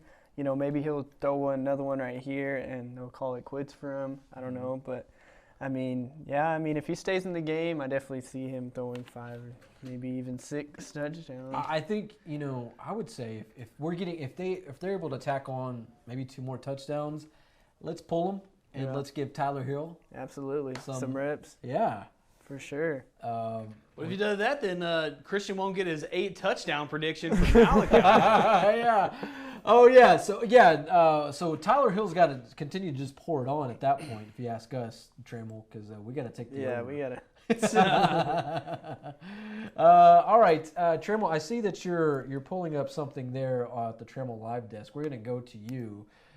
Tell us what we're about to see. Kind of set the table for us there, if you will. Well, we haven't seen the touchdown quite yet, but what we're seeing is the Bearcats got in the end zone. In Ballinger, correct? Yeah, they're in Ballinger. The Bearcats got in the end zone to start the second half, but holding call called it back, and that kind of sets the scene, and we'll see what happens. Let's just go ahead and check it out live. All righty. So, these are 2 really good teams. You have an undefeated Bangs team who hasn't played as many games. I'll give it. They're 7-0. Ballinger's 8-1 against. They've got some good wins on their lineup. So here we go. Hands the ball off and finds a hole. Looks like he's going to get down to maybe about the 6-7 yard line, and that's going to be 3rd down. Certainly knocking on the door there. 3rd and goal. Dang, so we saw the only game that Ballinger has lost this year was against Llano, and they lost 34-0 in that one. But other than that, man, these Bearcats have been blowing out every team. So he hands it off again. It's just a power run here. Goes right up the middle. Looks like he may have got the 1st down, but either way, it's going to be on the 2-yard line if they didn't. They're going to go ahead and put 1st down on the scoreboard here. So the ball's on the 2-yard line, 1st and goal. They've run the ball 2 times here. We're probably going to expect them to run the ball again. Plays in, so let's see what happens. All right, so it's 1st and goal from the 2-yard line. Yeah, you would think, Christian, what would you do in that scenario there? Yeah, definitely just pound it on them, I'd say. They're letting up a little bit. Takes the handoff, goes in. That's going to be a touchdown for Ballinger. Let's see what they call. Looks like he's in, and Yep, they're going to call it a touchdown. That's going to be a touchdown for Ballinger. They're going to take the lead 19-13. Extra point, maybe make it 20-13. Either way, it's going to be a touchdown ball game. We got a shootout here for the district championship over here in Runnels County. Wow, so tie ball game no more. Matt Trammell. do I dare ask you, who do you like to win this ball game tonight? I like the Bearcats, man. You know, I remember when they won that Jim Ned game at the beginning of the year, and we all kind of were really excited about this team. And you know, they lost that Atlanta game, like I said, but other than that, this team has been rolling everybody. Bangs is a good team, so I was just excited to see some good football, and that's what we're seeing. We're seeing a close, tight game. So. Yeah. Speaking of Lano, so this is a team that kind of knocked off San Saba earlier in the season and handed San Saba their only loss of the season. So yeah, that team is, I mean, they're Lano. I believe they got bumped down in classification. They got moved down to Class 3A Division 1. So might be a good thing. I mean, playing some lower level competition. So we'll check. Thank you, Matt Trammell. We'll check in with him. I do see, man. We're gonna make this the Matt Trammell show here after a while. He's efforting highlights from, or at least a live look in at Ratliff Stadium. Trammell, you want to set the table there for us? I'm sorry, guys. I'm sorry. I'm not trying to steal the show, but man, we have just so much good football going on. We got to check it out. So it's third down now. We just saw another run by the Frenship Tigers. They're in red zone here. They're about on their 15-yard line. So this team has been able to run on Mojo all night long. So I wouldn't expect to see it again, but it looks like they're going to pass here, roll out right, find a man left. He catches it. Looks like he's down on the 3-yard line. Man, you know, at the top of the top right here, he had somebody open too. Yeah, so there was wide open receivers all over that play. Man, so Christian, do you like that play? Do you think, what would you have suggested? Would you have suggested something else at that point? No, I think that's a good play call. You know, he had a man open, like Trammell said, but obviously I don't think was his first option for that play. You know, obviously he wanted the defense to shift right. Regardless, good catch, and they're knocking on Permian's door. Yes, we got 1st and 3. Friendship's ball. We got a double running backs on each side. Trying to get them to jump. Didn't. Looks like it's just going to be make a spin play right up the middle. That's a touchdown. Wow. Cookies. Man, look at that. He just had a pulling guard right there, and he just followed him all the way to the end zone, made one guy miss with a spin. But really, watch 75 right here. He gets the pull, and boom, makes the initial contact to get that hole. One spin play, and that's a touchdown. Yeah, 75 looks like he can put away some groceries quick, fast, and in a hurry. So the extra point is up, and the extra point is good. That is going to extend the Friendship lead right there. Wow, okay, so... I believe that gets them back to 10. Nope, 11, 24-13. Man, Friendship putting it on the Permian Panthers tonight. Thank you, Matt Trammell, for the live look in there at Ratliff Stadium. That was real time, folks. So we're seeing Permian. Man, what do you make of what's going on with Permian as we head into now here in week 10? I mean, you think they'd be a little, pissed off, I can say, after last week's loss, but I don't know. Friendship, same thing for them, I guess. I mean, it's crazy to see what's going on week after week in this little Southwest Conference, man. It's I never know what I'm gonna see when I step in this room just from that conference alone. Right, and it's not like Friendship, I mean, obviously Central had their way with them, but it's not like they're a bad team. No, not in any way. I mean, a very good team. In fact, I mean, there were, a few plays away from actually, making it a meaningful ball game heading into the half. So I did learn something kind of interesting about this game. So it was, I believe it was close to the half. It was in the first half, of the closing moments of the first half there. And there was, so the officiating crew last Friday night in Wolfworth was a Big 12 crew. So these guys have worked Texas Tech Red Raider football games. Well, there was a guy that was running the chains on the French. Well, they have him on the home side there. Well, apparently he disagreed with what a call that the official had made, and he was letting them know about it. Well, the official was like, I don't want to hear anything about it. He kept on jawing with them, and of course the guy is a Friendship. He's a Friendship, kind of a pseudo Friendship. But he's running the chains. Well, the official said, not having it. Did the whole baseball thing. Get him out of here. See ya. And threw him out of the ball game. This is a guy that runs the chains, for crying out loud. Man, that's funny. Yeah, he said you're easily replaceable. Just someone from So the you're stands. telling me that Central went down to Frenship and played a Lubbock referee, a Lubbock chain gang, and still snuck out there with a win. Yeah. So they were battling the elements there. But yeah, I thought that was interesting. We learned that from the Booster Club on Tuesday, and That's it's like, funny, man. what is going on? Why was there a guy why was a guy from the chain gang being thrown out of the game? So that, if you were wondering about that at home, well, there you go. So I don't think I've ever heard of a member of the chain gang ever being thrown out of a football game. No, not at all. So that's a first. Showed his Nonetheless, authority. when you see it in basketball a little bit, like a fan, like a heckler or something, a ref will step out and kick a fan out. But when was even the last time you saw a fan kicked out of a football game? Yeah.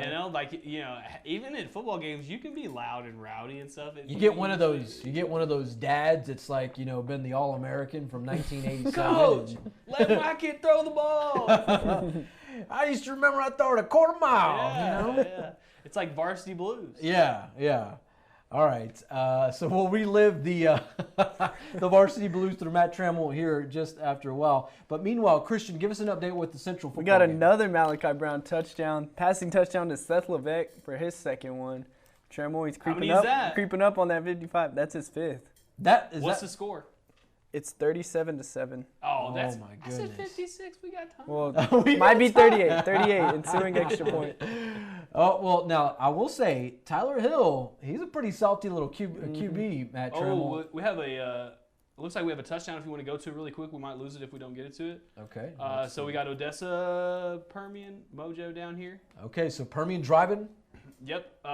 Looks like this is the 2-point conversion, and it was no good. They did score a touchdown on that one. So it is going to bring the lead to 24-19. That was there's a very fast touchdown there. Sorry, guys, I wasn't able to catch that in time. Those boys just moved so fast. We'll see if we can maybe get an instant replay here if we want to hang out for a second. Maybe the boys over there at CBS 7 will help us out. Maybe. We'll see. They.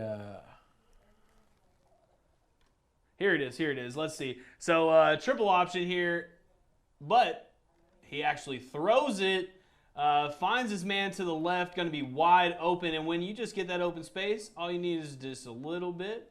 Go cross court there.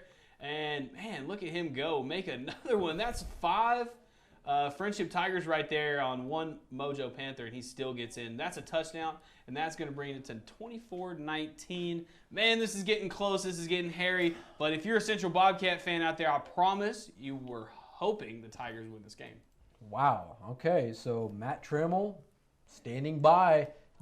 Don't go too far, Trammell. Don't veer off too far on that one there.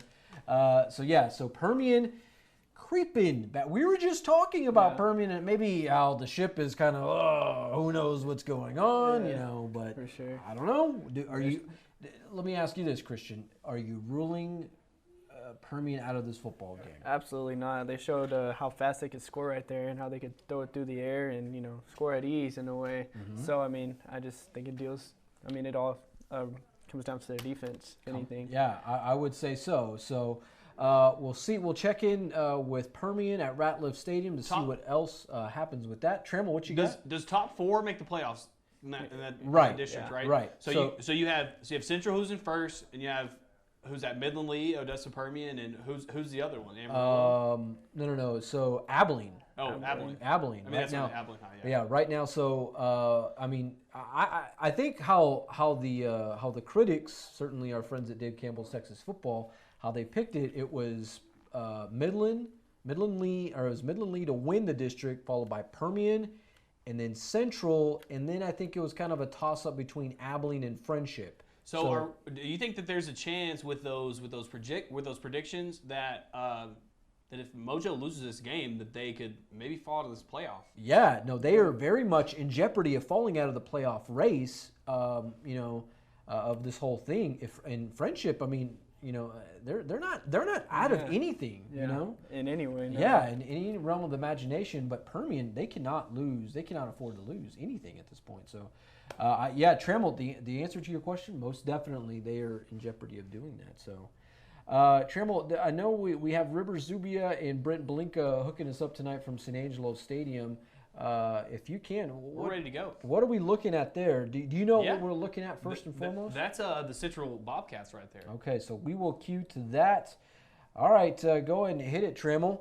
Let's do it. So we got a little Odessa High action here, a little defense. So that was the Broncos' first touchdown of the game. And here he is, Malachi Brown. Mally Brown, he's our man.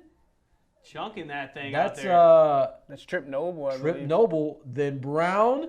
Holla at your boy. Trip Noble again. Trip Noble. Man, did you see his poise in the pocket back there? He sat there and he stepped up and threw the ball, man. Look at that. And then so here, Odessa with the rock. And look at this. Look at this Central defense ready to #eat. Oh, and an INT. Oski. Bingo. That'll work. A little Mally Brown action here. Wow, look at that. They didn't no space to get that in there. There was just Seth enough room Levesque. for football. Yep. Yeah, then Mally Brown. Man, how about this kid tonight? Doing work. Another, that's Jalen Leifesty. Yes. Ooh, boy. You counting those touchdowns, Christian? Yeah, man. Every receiver's getting a touchdown. Yeah, so it's like with Malachi Brown tonight, he's taking the Oprah Winfrey type of mentality. You get a touchdown. You get a touchdown. You get a touchdown. So that's kind of good stuff tonight, what we're working with from San Angelo Stadium. Malachi Brown doing some work. Trammell, I see what you're up to here. We got a red zone alert. We Red got Frenship. zone. They're driving second down. They ran another just pretty much dive play right up the middle there. Looks like it's going to be third and about 3. I think that says 7, but I don't know if that's correct. It said second and 7 a while ago. You got about 4 yards on it. Third and 2. Frenship Tiger football. Man, this Tiger team is just running all over the Panthers. It looks like they have no stop on defense. It's really weird. You didn't see as a team who mainly runs the ball on offense, you think, defensively, you're going to be prepared for this, but, man, this Tiger team is going. So, gets rolled out left, but comes back right, tries to find a man, but just overthrows him a little bit. That's going to bring up 4th and 2. Guys, what are y'all doing right here if you are the Tigers? Y'all going to kick this field goal, or y'all think that y'all have enough to get 2 yards? Christian, I'll let you take that one. I'd say kick the field goal, go up by 8, force them to score, and get the 2-point conversion. If you trust your kicker, it looks like they're going to do that. Kick the field goal. Yep, looks like 88's ready to kick the field goal. Everything's lined up here. So takes the snap. The kick is up, and it is good. Looked like they're going to take an 8-point lead. The Tigers are up against Mojo. Man, Mojo is just riding the struggle bus these last few weeks. Out here, and they're at home and losing to Frenship Tiger team, who was supposed to be just a little bit less of a quality team than they are, and down 30-19. That's pretty big. Trammell, how surprised are you with this one tonight? Well, I'm not real surprised because we saw them lose to Abiliene High, and we saw Frenship. They weren't that bad against Central. They still hung around for a little bit, so it was. You didn't see that. I didn't think that Odessa Mojo's defense would have been this easy to run the football on, but if you're a Central Bobcat fan, you're kind of looking pretty happy because they've been getting these screens out really fast too and making a lot of plays off screens. And the way Brent Davis and them run that'll look good come a few weeks. Trammell, are you still picking Frenship to win this football game tonight? Oh yeah, gotta stick it with the Lubbock boys out there.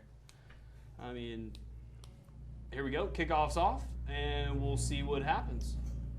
So Mojo's going to get the ball again, and they're down 11, so it's gonna be pretty hard to come back. But there's still a lot of time in this football game, so you can't count them out. But these Tigers look like they came to play, and so looks like they're going to start the ball at about the 18-yard line. Right here, looks like they're going to set up 2 receivers on each side. This is a typical setup for them.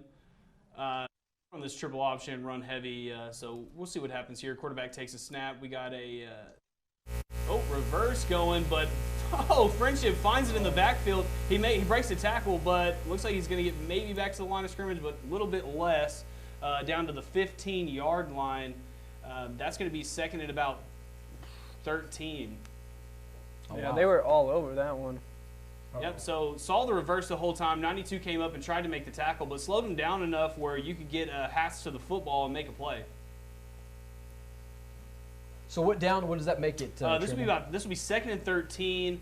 Mojo's got 2 receivers on each side again. Got 2 out in like a little flex position and 1 running back behind him. Got a motion left. Going to do a speed option. Gets the corner. Gets 3 or 4 yards on it. Looks like it's going to be about. Well, he may have got a little more than that. We'll see what they mark him here, but either way, it's going to be 3rd down, and it's going to be it's going to be 3rd and 1. They got 11 on that play. With this Mojo team that just likes to run the ball, 3rd and 1, you're kind of loving that situation. All righty. All right. Well, we will come back to the desk. Matt Trammell, thank you so much. We'll check in back with that game at Ratliff Stadium. Joining us now, the man that kind of runs San Angelo Live and make sure that we're all taken care of. In fact, make sure that you're taken care of at home with a lot of your news and everything. This is drama around San Angelo. The owner and publisher of SanAngeloLive.com, Mr. Joe Hyde. Hi. It's a pleasure having you on. Yeah, well, since our regular guest kind of flaked on us. We won't say who he is. No, we won't do that. But, I thought that, this is week 10. Mm-hmm. We've been doing this for 10 weeks. That's 2.5 months. That's a lot of time. Yeah, it is. And, I thought maybe people would want to know a little bit about behind the scenes, things that you won't talk about. Okay. So that's why I came on, so that we can talk about Manny Diaz. Yeah. So this is how we got Joe Hyde on the program tonight. Is we removed the filter. No filter. Yeah. Totally so raw. 0 filter tonight. We hope that maybe there is some judgment in terms of that, but yeah. I try to have judgment, but he says he tries. These days, you don't know what judgment is anymore. I mean, it's crazy. Yeah. So all right, Joe. So we're seeing Permian in Frenship tonight. Permian is kind of on the ropes against those guys. What do you make of that? I make of it that Permian is San Angelo Central's biggest rival, right?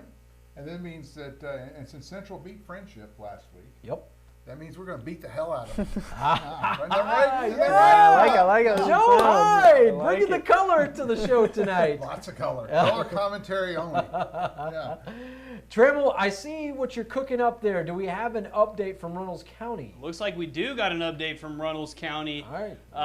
One of these things when you're looking at a football game is who wants it more. And right now in this play, you'll see who really looks like they want this more. I'll just let it just take it away. Quarterback takes a snap, hands it right to the running back, and they got men all over him, and he just does not care, pounds his way all the way into the end zone. That's a touchdown. It's going to make it 25-13, waiting on the extra point. But, man, just talk about truck your way all the way in there. Yeah. Telling the defense, get in the weight room. In the words of Marshawn Lynch, over and over and over and over and over and over again. All these euphemisms, I guess, the G to the O-N-E. Yeah, thank you, Matt Trammell, courtesy of Eggemeyer's General Store. Yes, sir. But Manny, you're the one who started the G to the O-N-E stuff. Okay, well, okay. That wasn't me. Okay, I can't take full credit for that. You may or may not know this certain hip-hop artist. He's more of a... Hip-hop artist. Yeah. So we're doing hip-hop artists on our COVER1. Yeah, so it was... Boom, chicka, chicka. It was Flow Rider. Who the heck is that? He is a native of Florida. So Florida. And he Shawty rides got in low. low rider cars. Oh boy. Something You know like the that. apple bottom jeans song? Yep. Yeah. That's him. You Yes. got the apple bottom So jeans. he has. It's not Journey. I don't know what it is. Oh, don't stop believing, folks. That's right. Never stop believing. Yeah. Yeah. All right. So so that's where that came from, Joe. So there's the hip hop culture that certainly influences what I use as one-liners in this whole thing. You know, the hip hop culture and football, has been, it's been like about a 15, 20-year phenomenon. Mhm. You know, like for example, my alma mater, Texas A&M, they come out to some hip hop song now. They don't come out to to like the military marches like back in the Okay. day. Well, you were part of the corps at A&M. Yeah. Well. So I mean, you were. Well, it's because I wanted to fly jets. Okay. Joe was marching out to Dixie. Oh, don't start that now. Okay. Thank you, Matt Trammell. Matt Trammell has become the new Joe Hyde. He's like the little mini-me over Yeah, there. he is. Curtis, we're going to have to put up the sign that we had for Joe in this show. Matt Trammell, courtesy of San Angelo. We can't discuss Lee Middle School Oh. anymore. Okay. Hey, all right. Or Midland Lee. By the way, how is Midland Lee doing tonight? Legacy High They're School winning right is, now. Hey. You just call them Legacy High School. They are Legacy not High School Legacy is High winning. School yet. We can still say Midland Lee. Yeah, the Fighting Rebels. They're still going to be the Rebels, though. We'll see. We'll Yeah, see. I think they are. I think they passed some kind of... Yeah, they'll be the Christian they are. They're going to legacy. be the Legacy Rebels. They're going to be the Colonial Rebels, and not the Civil Colonial War Rebels. Rebels. They're going to be Colonial Rebels. But fun fact: Colonial Rebels were not the ones who wore red during that, and they are still red. And No, they're not. They're maroon. maroon, whatever. Maroon Yeah. is very Colonial close to Rebels they might have worn red maroon. coats. All right, Christian, give us an update from San Angelo Stadium. What's going on with the Central Bobcats? Looks like Central got stopped on offense, turned it back over to Odessa High at about the midfield range, pushing it on them, second down over here. Where in the ball game are we at? I know. Wait. Hold on a second. That play just ended the third quarter, We're so at 38 points. So Trammell said less than 56. 56. Yeah. Okay. So let's bring Joe Hyde into the over/under. Matt Trammell is not only our live desk attendant, our live scoreboard attendant, but he is our live bookmaker tonight. Bookmaker, yes. He's over here promoting gambling on our TV show. Yeah. Yes. So we are playing Hey, double. Topo Chico's only. Yeah. Topo Who Chico's drinks on. Topo Chico? Hey. I mean, are they buying a sponsorship here? That's what I want to know. Okay. Where do you Trammell- get a Topo Chico I sponsorship? just saw a very interesting highlight there from Ballinger and Bangs. Was that a completion there? Nah, that was not. It was incomplete. Well, hey, let's We take a can look check at it out. that. Let me run it back. Let me get to it. Let me pull it up. Yeah. So what we're gonna see here is Bangs launching it downfield and coming extremely close to completing this pass, and it would have just been one heck of a catch. In fact, let's go ahead and So go to it's that. 1st and 10 on the 35-yard line. Bangs is down 25-13, so they got to make some plays here at the start of the fourth quarter. So right here, they're going to send a receiver in motion. They're going to fake it, and this is the play before. Quarterback's going to run it. Well, we'll just kind of let it breathe there. Yeah. That's okay. We actually got a pretty big run right here. Look at that. They're going to take this ball all the way down to the 45-yard line. And so this one, for the folks that are joining us here on Cover1 Live on SanAngeloLive.com. We have a flag on the play. That was what the confusion was earlier. We have Okay, a flag on the okay. play. That was a pretty big play right there. Got a quarterback run. Looks like it's going to come back. Okay, so this one is between Ballinger and Bangs, and this is for pretty much all the marbles in the district there. A winner of this game will likely will win at least a share of the district title, if not be on their way to winning the district crown. Chuck Lipsy, the head coach of the Ballinger Bearcats, the one-time old ball coach of the Bangs Dragons. From about 10 or so years ago, I can remember covering him in the Bangs Dragons and then making some deep runs into the playoffs until they ran into the old juggernaut that is the Wall Hawks. Of course, we'll check in with the Hawks here in a little bit. But Trammell, this one, this Here would have it been is. a really, really great play. Defense certainly played a role in this. So quarterback takes the snap, and he just tries to just chunk this one, man. and almost an interception. Look at that. Oh, man. But the play for that, certainly the offensive, the way he went up, but defensively, I think you got to show some love to that. Yeah, that's definitely a good play because he turned around right at the last second. And, Yeah. Definitely didn't give him too much space and was just right there, but didn't cause too much commotion in there to get flagged. All right. Could have been gone. Could have been G to G to the O-N-E. Yes, sir. But it wasn't. It was not. Gonzo. Yeah, the Ballinger That was Bearcats. S to the T-O-P. Here we go. So they're going to line up again. It's 2nd and 16, and Okay, we'll go they're back going to to run that. the ball, and they're going to get about that 6, a little bit more than that. So it looks like they're actually going to set themselves up pretty good for 3rd down here.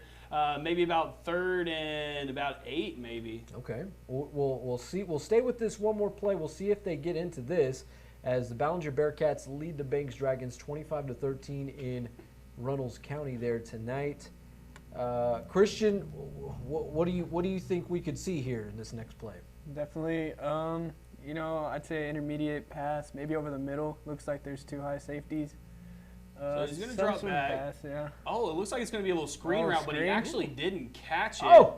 That's going to bring up 4th and 7. Wow, Christian, what do you think about that to run a screen play? I I know don't y'all know ran about those a that. lot at Central. Yeah, definitely maybe like a 2nd down call, maybe even first, and miscue on the screen pass, that's not good for the Dragons over there. Yeah, you got to certainly take your shot at the middle of the field at this point. when you do Bang! that. So, alrighty, so So for, wait, you're thinking that they ought to do a long pass? no, like certainly take advantage of where the linebackers are in the midsection. Yeah, kind of find open space right there by the kind of like sticks. how Christian was saying. I think Christian had a great. I know we're armchair offensive coordinator. Armchair here. coaching? Yeah, yeah, but yeah. So thank you, Matt Trammell at the Trammell Live Desk, courtesy of Eggemeyer's General Store.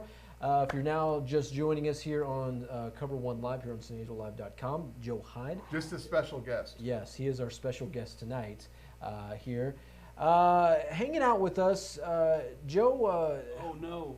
Uh-oh. Whoa. Trammell's he's under duress. Trammell's under duress. Trammell's watching some good football. I know y'all are missing out on good football over here. I tell you what, if y'all want to go to it, they're going to replay it. So we'll go back. We'll go so to he Ratliff right here, he's going to Stadium. step up and just find the man. This is 3rd and 12 for Mojo right here after they tied the ball up, got the stop, go back on there. Woo! So it's a tie ball game. Makes one miss. He almost got the edge. If he gets the edge, this might be D a to the touchdown. O-N-E. And he can pass. Yeah. So, Mojo, they're driving the ball. It's a tie ball game right now. Another one that goes down to the wire here for Mojo. It's like they like to play football that way.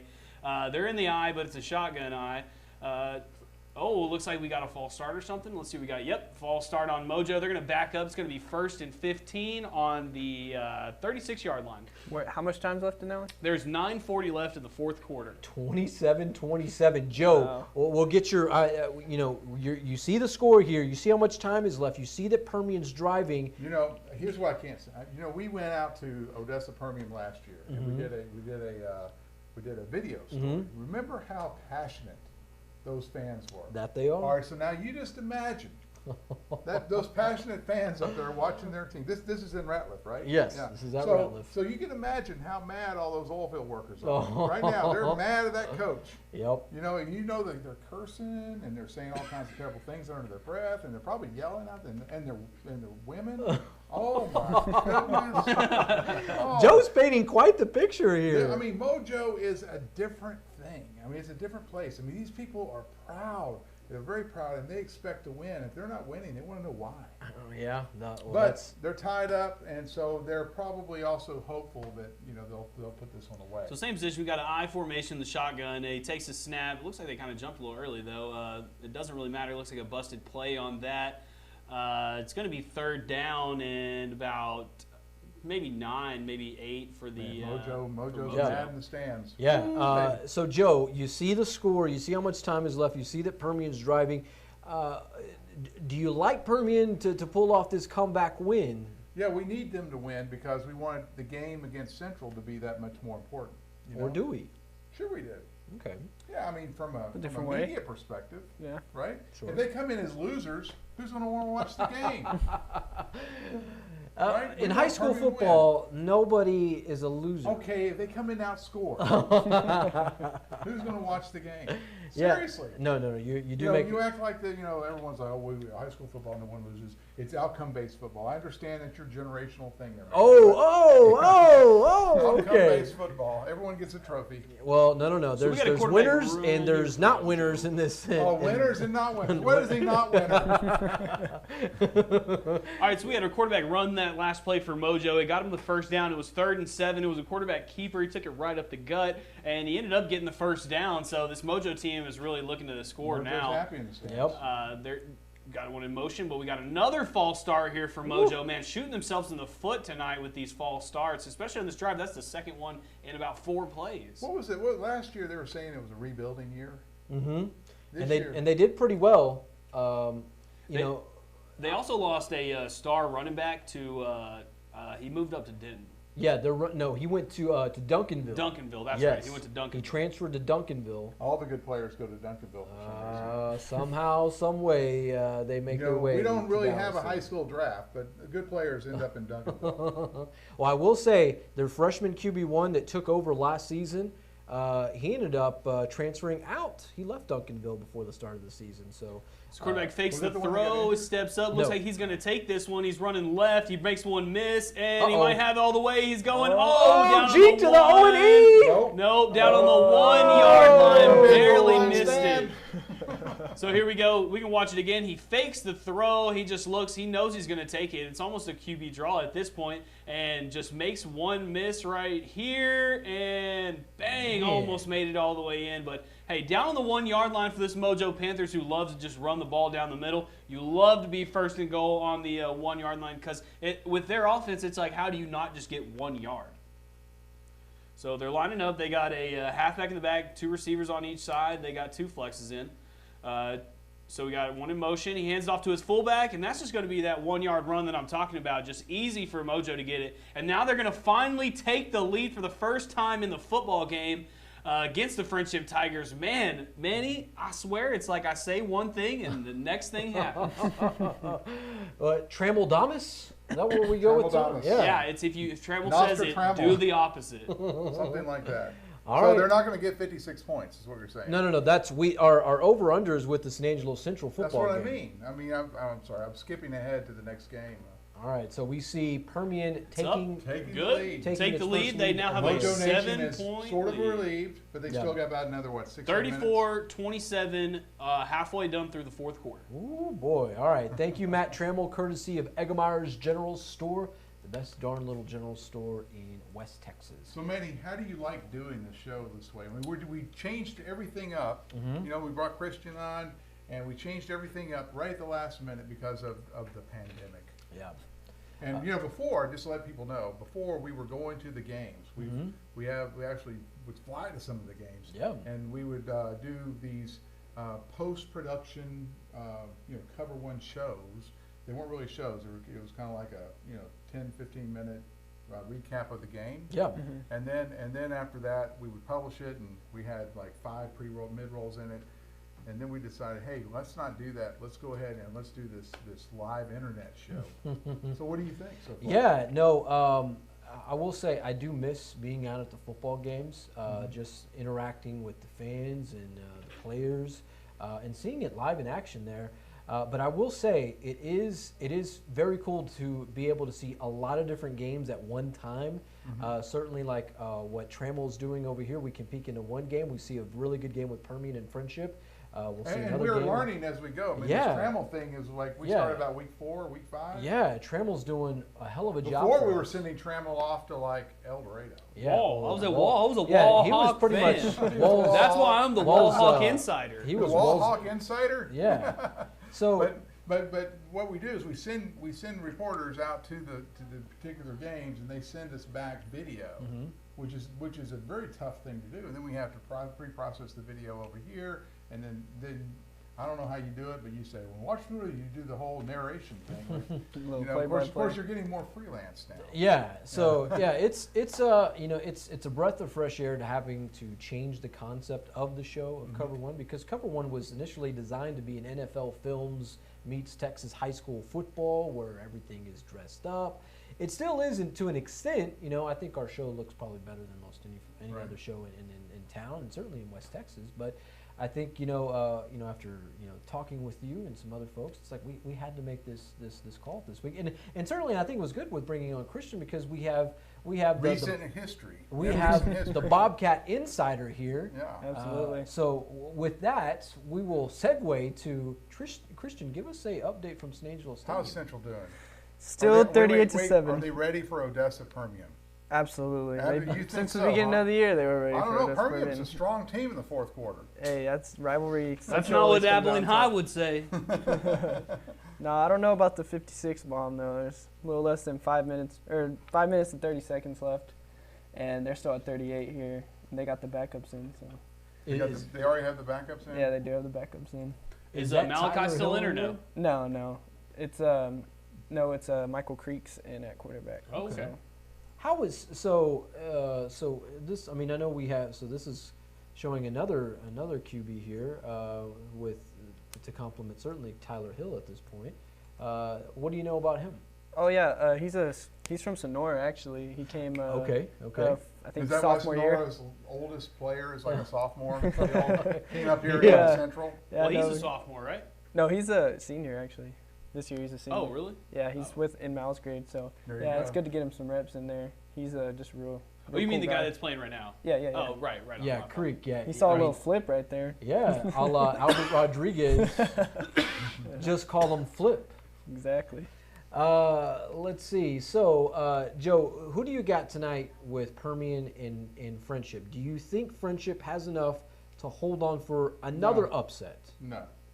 Even after seeing what they were able to do? Permian's going to win. You think Permian's going to Oh, win? yeah, Permian's going to win. Care to bet a Topo Chico to that? You're just trying to get a case of that stuff. Hey, I get it how I can get it, The Topo Chico stuff.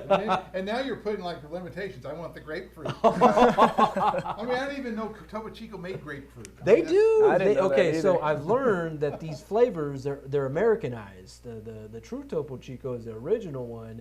That's what you see throughout Mexico and throughout Latin America. The real stuff. The real stuff, yes. Stuff you make ranch water out of. Ranch water. What is that? Something like that. Oh, It's like some kind of new thing. gosh.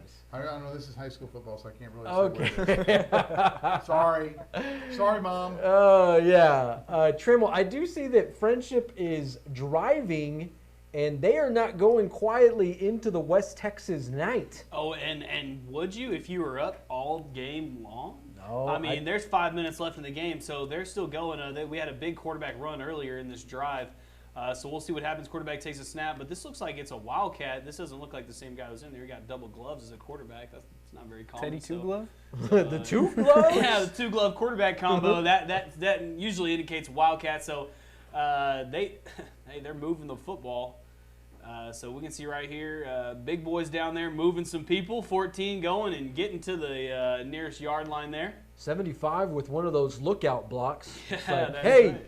look out, the guy's coming at you. All right, so they're going to line up here. We got a wide receiver on both sides. Quarterback's back in the game here. Quarterback takes a snap, hands off to the – oh, fumble! Oh, fumble. Let's see. Oh, it looks like Mojo got the football. It's just a bad handoff. Oh, no. I told you Mojo's Oh, winning. no. I That's a told you. bad move by the Tigers right here. Wow. 3:05 left. No, how many? Here we how go. many minutes Double is it? less gloves, than 4 grabs minutes it, and to it go. sticks to his gloves, and the quarterback Ah. couldn't pull it back. And, it looks like 19 just got on top of it. And, man, with that skinny quarterback and that monster linebacker right there, who do you think's really going to grab That that skinny football? quarterback. Two gloves. Two Yeah. gloves, make it stick, and fumble happens. Man. Mojo takes over ball in the 37-yard line. All right, so thank you, Matt Trammell. That's our live look-in, courtesy of Eggemeyer's General Store. Permian leading Frenship 34-7 with just 4:28. about 4:28 left to go in the ball game there at Ratliff Stadium. So, man, you can't rule out Frenship at this point. No, you Christian, despite the fumble there, What do you make of Frenship now moving in down the stretch of this football? Oh, it's gonna be tough for them to hold Permian. They're Christian, you think Permian's going to win? no. I mean, You do. I don't want them to. I'm Why Friendship not? train. I'm Why Friendship not? train. It looks better for Central. Let's go Tigers.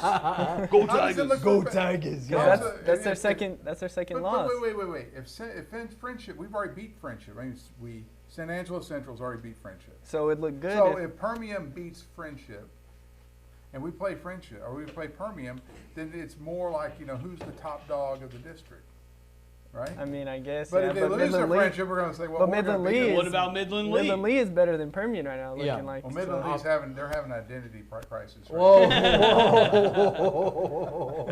My God. I mean, we don't even know if they're Midland Lee when they play with them. They could be something else. We So don't I even did know. see something on a message board after the Permian Midland Lee game, Uh-huh. and the Permian folks, they were kind of just jabbing the Lee folks. There's like, they don't even know who they are anymore, And it's No like, man, identity. that's The way Mid- too soon. The way Midland, too soon. Midland right football team. now. Yeah, The other Midland football The team. Midland football team. yeah, Midland the football Midland football team. Are you talking about like the Redskins? Hey, Oh. easy! You can't say that. Hey, can we I can't can say we run this Redskins. back and get a Hey! censor? Can't say Redskins. Hey! We know that. Hey! All these kids. Go They're Braves. sensitive. Too many trophies in high boy. school. Hey, Yeah, hey. it's trophies. Yeah. I bet you have an entire room full of nothing but trophies. Well, so, growing up playing Pee Wee football, yeah, everyone did get an end of the year trophy. See? But, when you got into high school, either you won a district championship or you didn't. Okay. That's just plain and simple. Gotcha. So now everyone, back whenever I played, it was 3 teams that, 2 teams that made the playoffs. Now there's 4. Right? So, So if you're in a district like Lakeview with just 4 teams and everyone makes the playoffs. yeah. So what's the big deal now? You know? I don't know. Well, the reason why they did that, I know why they did it. UIL wants to make more money. Money. The more people in playoffs, the more teams, the more parents out there traveling around paying for tickets to go to Jerry's World and all that. That's why, like, when we covered the championships, we covered all the state championships last December. I mean, how many, 12 games?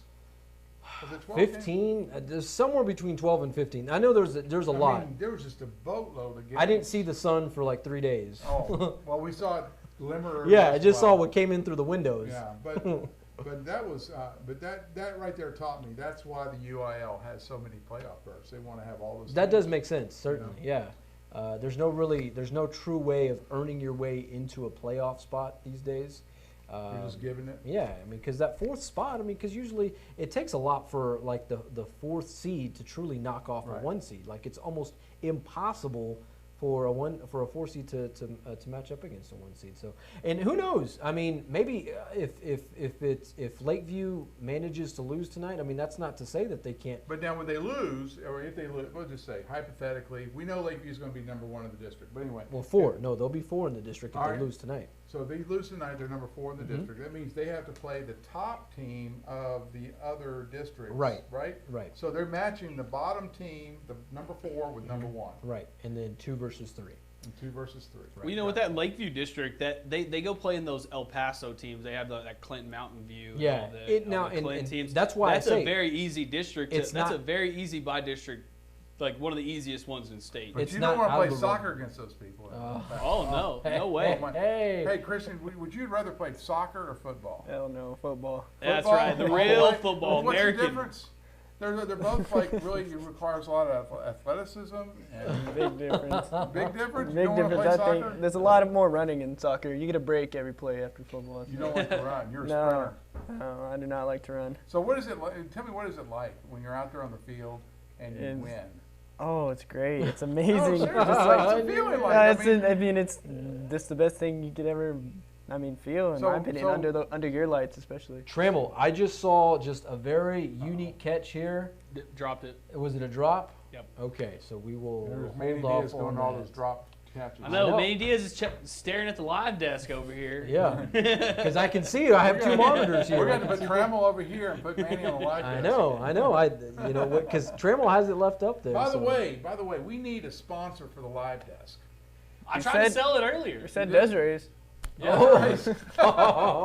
Desiree, if you want to sponsor, give us a call. Yeah.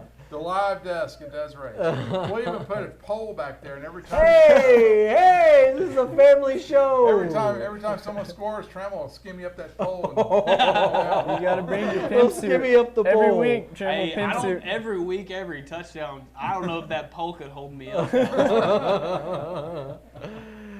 Hey, Trammell, this might be a good time to check in on some of the scores from around West Texas. If you want to get us ready for that, it's been a while since we've checked around some of those. There do see an update from Runnels County. It's 25-13, Ballinger leading Bangs in that one. But Trammell looks like he's going to get us ready for the. Are you ready? Let us know when you're ready there, Trammell. We're ready to rock and roll. Presented by Deersky and Deersky Realtors. That's right. We're at sanangelolive.com/scores. This is the only spot in San Angelo that you can get all the scores around Texas. Like, you can get wrap-ups around Texas, story briefs, video content, everything, and you can get that all from sanangelolive.com/scores, brought to you by Deersky & Deersky, the real estate professionals of Texas. Here we go. Let's go ahead and get it. Clyde. Wall's up 29-6 in the third quarter. They're running away with that one. Midland Lee's up big against Abiliene High, 44-19. Abiliene High loses after that big win last week. Christoval up huge, 35-0 against Junction. That's a third quarter score. Central 38-7, fourth quarter. Second string's already in for Central, so it looks like they're going to take that one and remain in first place in district. Bushland 35, Littlefield 24. That one's final. Highland Park's 35, Sherman 7. That was in the third quarter. Duncanville up 21-0 against Mansfield in the third quarter. Brady 39, Ingram Moore 28. That one's in the fourth quarter. Crane won 50-0. That one's in the fourth quarter, but man, doesn't look like Tornillo's going to be able to come back from that one. Snook 42, Granger 6. That one's in the third quarter. Brock, man, they're up big against Pester, 42-0. That's in the third quarter. Midlothian Heritage 28, Stephenville 14, third quarter. Early up against big from the boys from San Angelo TLCA, 42-6 in the third quarter. Baird 66, Lingleville 16. That one's final. Ballinger at Bangs. Ballinger 25, Bangs 13. That one's honestly just about done. So looks like the Bearcats are going to win district and get that number 1 seed. Forsan 28, Stanford 8. Sonora 44 against Grape Creek, only scoring 14 tonight. That one's final. Johnson City 26, Harper 8. Johnson City up big in the third quarter. Andrews 35, Fort Stockton 41. This was for a district championship in Lakeview's district. Fort Stockton's up against Andrews in kind of a surprising game here in the fourth quarter in that one. Pilot Point 36, Boyd 7. That one's in the third quarter. 35-7, Wichita Falls Rider up against the Abilene Wiley Bulldogs in the fourth quarter. Lubbock Cooper Pirates 42, Plainview Bulldogs 6 in the fourth quarter. San Saba, the Graveyards, showing out tonight. They're up 36-10 in the fourth quarter. Yeah. Denver City 49, Kermit 18. That was in the fourth quarter. Shallowater blowing out Slayton 42-0 in the fourth quarter. Canyon Dumas up big 20-9 in the fourth quarter. Dalhart only up 1 score in the third quarter against Muleshoe. That one's 21-13. Ooh, Lubbock Coronado putting the work on Paldura tonight. 63-6, and it's only in the third quarter. Allen 28, McKinney Boyd 9. That one's in the fourth. Albany 35, Cross Plains nothing. That's in the fourth. South Lake Carroll up big against Keller 42-3. That's in the fourth quarter. Arlington Martin, Arlington Lamar. This is a shootout down there in Arlington. Lamar's up by 1 point, 24-23 in the fourth quarter. Winners, the Blizzards up big 41-14 against De Leon. That's in the fourth. Odessa Permian and Frenship, they're tied. Actually, Odessa Permian took the lead. That one's wrapping up right now. It looks like they're going to walk away with that one. Lato 47, Arlington Seguin 12 in the fourth quarter. Gorman 48, Santa Ana 22 in the third quarter. Final in Eden won 59-14 against Paint Rock. Garden City up big against Grady 43-20. That's in the third quarter.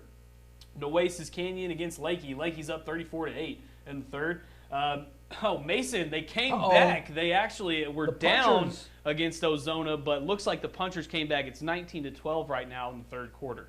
Holly's up big against Colorado City, 33-0 in the third quarter. Prosper Denton Geyer, that's a tie ball game. 17's a fourth quarter ball game. Denton Geyer, we've been there. Yeah. 48-7. Cisco's up big against Goldthwaite in the fourth quarter.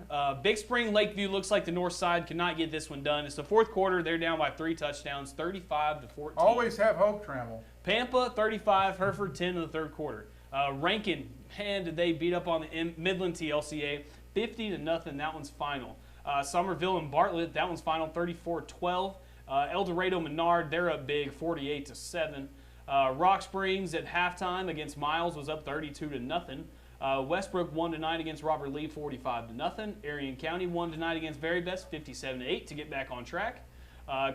We got some other games. We got Burton and Milano. Burton took that one 56-6.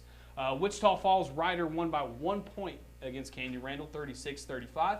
Brownwood beat Waxahachie 48-14. Abilene Cooper, they won 48-0. Waco La Vega beat Alvarado 51-0. And Denton Ryan won this week against Frisco Centennial 68-28. Amarillo beat Lubbock Monterey this week 24-7. And Highland and Broughton on Monday Night Football, Highland won 58-6. They'll play Sterling City tomorrow night. And all these scores plus more can be found on sanangelolive.com/scores.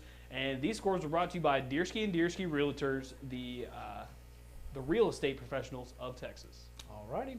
Thank you so much, Matt Trammell, there from the Trammell Live/scoreboard desk. Christian, give us an update. Looked like there's one last update from San Angelo Stadium there. Just a final from San Angelo Stadium, 38-7. Central wins this one. So. Trammell, you lost your bet. Better go get the Topo Chico. Wait, what did they have? Well, no, actually, Trammell. Oh, yeah, that's he right. won. Hey, so we have an update from So what are you going to Ballinger. buy him some Topo Chico? Yeah, I got it's double or nothing in that point. So you have to buy double Topo Chico? Yeah. Trammell, do you want grape? Oh, man, Frenship almost got the onside. They scored and they almost got the onside. Looks like So it's Mojo's going tied to out? take Wait, this Frenship scored? one. Yes, Frenship scored. It's And tied up? Here we go. We can take another look at this. And Mojo got the football on the onside kick. Looks like they're gonna back it up and they're gonna show us again. This is courtesy of CBS 7. So he touches it and just two bobbles and finally gets it. Oh man, that's tough for Frenship on that one. So what's the score over there? Do you know? Looks like they're gonna take the knee and Mojo's gonna walk away with this one. We're still waiting on a score update. That's it, 36-27. The Panthers won that one. About 40 seconds left. So looks like Mojo ended up winning this one, So coming away with Christian, it. You're going to have a good team to play now. That's right. We got to. A good team. Either way, it would have been a good game. Yeah. Thank you, Matt Trammell. We'll have more interest now. From the Sure, Trammell sure. Live Desk, courtesy of Eggemeyer's General Store, the best little general store in West Texas. I would like to remind you that as we enter in our third hour of coverage tonight, it is proudly presented by our friends at W&W AFCO Steel, Building America. Yes, thank you so much for that. All right, so the over-under tonight. Let's revisit the winners. Who got it right? Who got it wrong? The final score, what was it? 38-7. 38-7. So we set the over/under because Trammell loves to be a bookmaker around here. 56. At 56 points. I So could have that made the means- game 56 Yes, points. he said that the Central would keep it under 56 points. Christian and I, of course, we got to go against Trammell. That's just if Trammell says one thing, we got to do the other. We said under. No, we said over. Wait, we said over. Yes, we said over. You had to say over. Yeah, we had to say over because Trammell went with the under. So it looks like I owe Trammell a Well, we were double or nothing. So Yeah. it looks like everything's straight. we straight now. Okay. We Straight with We Trammell. straight, boys. So wait, you owed him Topo Chico? Yeah. We don't want to talk about it. Yeah, it was. yeah. At least you're honest, man. Trammell, I do see that we have. This is just a quarter update from Eldorado. They are up right now. It's start of the fourth quarter. Actually, this was the end of the football game. They won 55-7. Wow. Against who? Menard tonight. Menard. So that's a 55. tough So tough Eldorado loss. over Menard, 55-7. That's right. Yeah, not too good for the kids down in Menard County this season. It's been just a rough going for them. Eldorado, they seem to bounce back coming off that loss last week against my hometown Christoval Cougars. Cougs looking like they're just going to cruise to a district championship this year, which I'm okay with. I really am. I'm That okay was with. actually a third quarter score. Okay, Final so of the not third over quarter. yet. Not over yet. 55-7. Not over yet? Thank you, Matt Trammell. Hey, Trammell, I do see you're pulling up a little wall Clyde action, even though it's half cocked and to the. That's just Is different. Vasquez over there filming? Yeah, John. Where's John Vasquez? Where is John Vasquez? He must be up in Clyde. We got a Manning third the quarter cameras. lead for the Wall Hawks. They're up 29-6 against Clyde. I mean, we all knew that Wall well, we thought Wall was going to win the district. They've won it for the past so many years, and they lost against Jim Ned, but we all kind of knew that they weren't going to lose again. And this is just kind of showing that nobody else besides Jim Ned in this district, it really just stands a chance against this Wallhawk team. It's too bad they don't have any of those Christian schools in it. Like San Antonio Christian and Midland Christian. Remember those? Yeah, they were very good football teams. Yeah. Yeah, they kind of had their way with Wall. Well, the San Antonio team had like Thank you, Matt D1 Trammell. commits in it, right? Yeah, the QB1 from San Antonio Cornerstone Christian, he's headed to the University of Arkansas. That's going to play in the old, well, not the Southwest Conference, the SEC. So. Yeah, the old stuff. Yeah, the OG. Back in the old days. Yeah. Yeah. Back when Coke was still cola. Yes. And the joint was a bad place to be. Hey! And it wasn't the devil's lettuce. Hey! Okay. He's been reading too much of Yanis Green on Yanis Green headlines. Those are Yanis. No, actually, Trammell does some of those. Yeah. Too. Hey now. Don't put him on blast. Don't throw me under the bus. Why'd you say that about me when I got arrested? I'm like, I didn't know you got arrested. I didn't know you got arrested, certainly. All right, so we're seeing Central that they're now 3-3 on the season now for them. So they're 3-0 in district play. We'll hope to see Midland Lee. If we can, Trammell, can you pull up a Midland Lee score, see how they're doing? At least a score. At least we can kind of get an update on that. Because if Midland Lee was to win that or win the game tonight against Abiliene, it would mean they kind of get Central takes control of the little Southwest Conference, and then you have Midland Lee and Abiliene right behind them, and then it's kind of just a log jam for that fourth and final spot between Permian and it's probably goes to Permian at that point. Say, then Frenship kind of on the outside looking in. So I mean this district is certainly still up for grabs. Central is by all means not safe. To say the least. So we're hoping that they can pull it out this season as they make the return to the little Southwest Conference, but we shall see. Joe, so your thoughts on you've had the opportunity to cover high school football over the years, certainly with Sierra Alpha Mike, the artist formerly known as Sam Fowler, who's now down. But I'm never any good at it. In fact, you did a little writing for us last season. Whenever I did.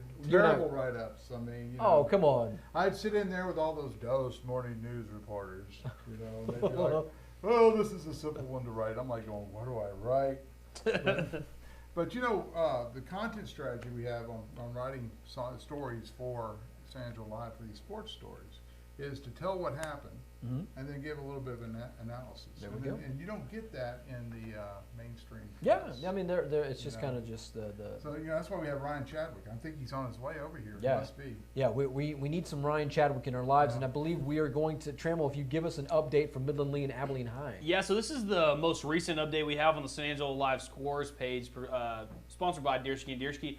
Midland Lee was up 44-19, so that's in the fourth quarter. That looks like Midland Lee is going to go ahead and win this one and just continue with only one district loss on the season.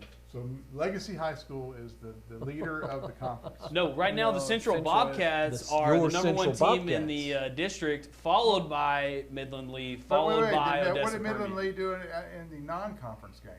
Well, those don't matter when you go into district. Right. I know, Yeah, I know. Who cares about that? Because Central went 0-3 at that point. You could play Grape Creek 5 times and then play easy, district. Trammell.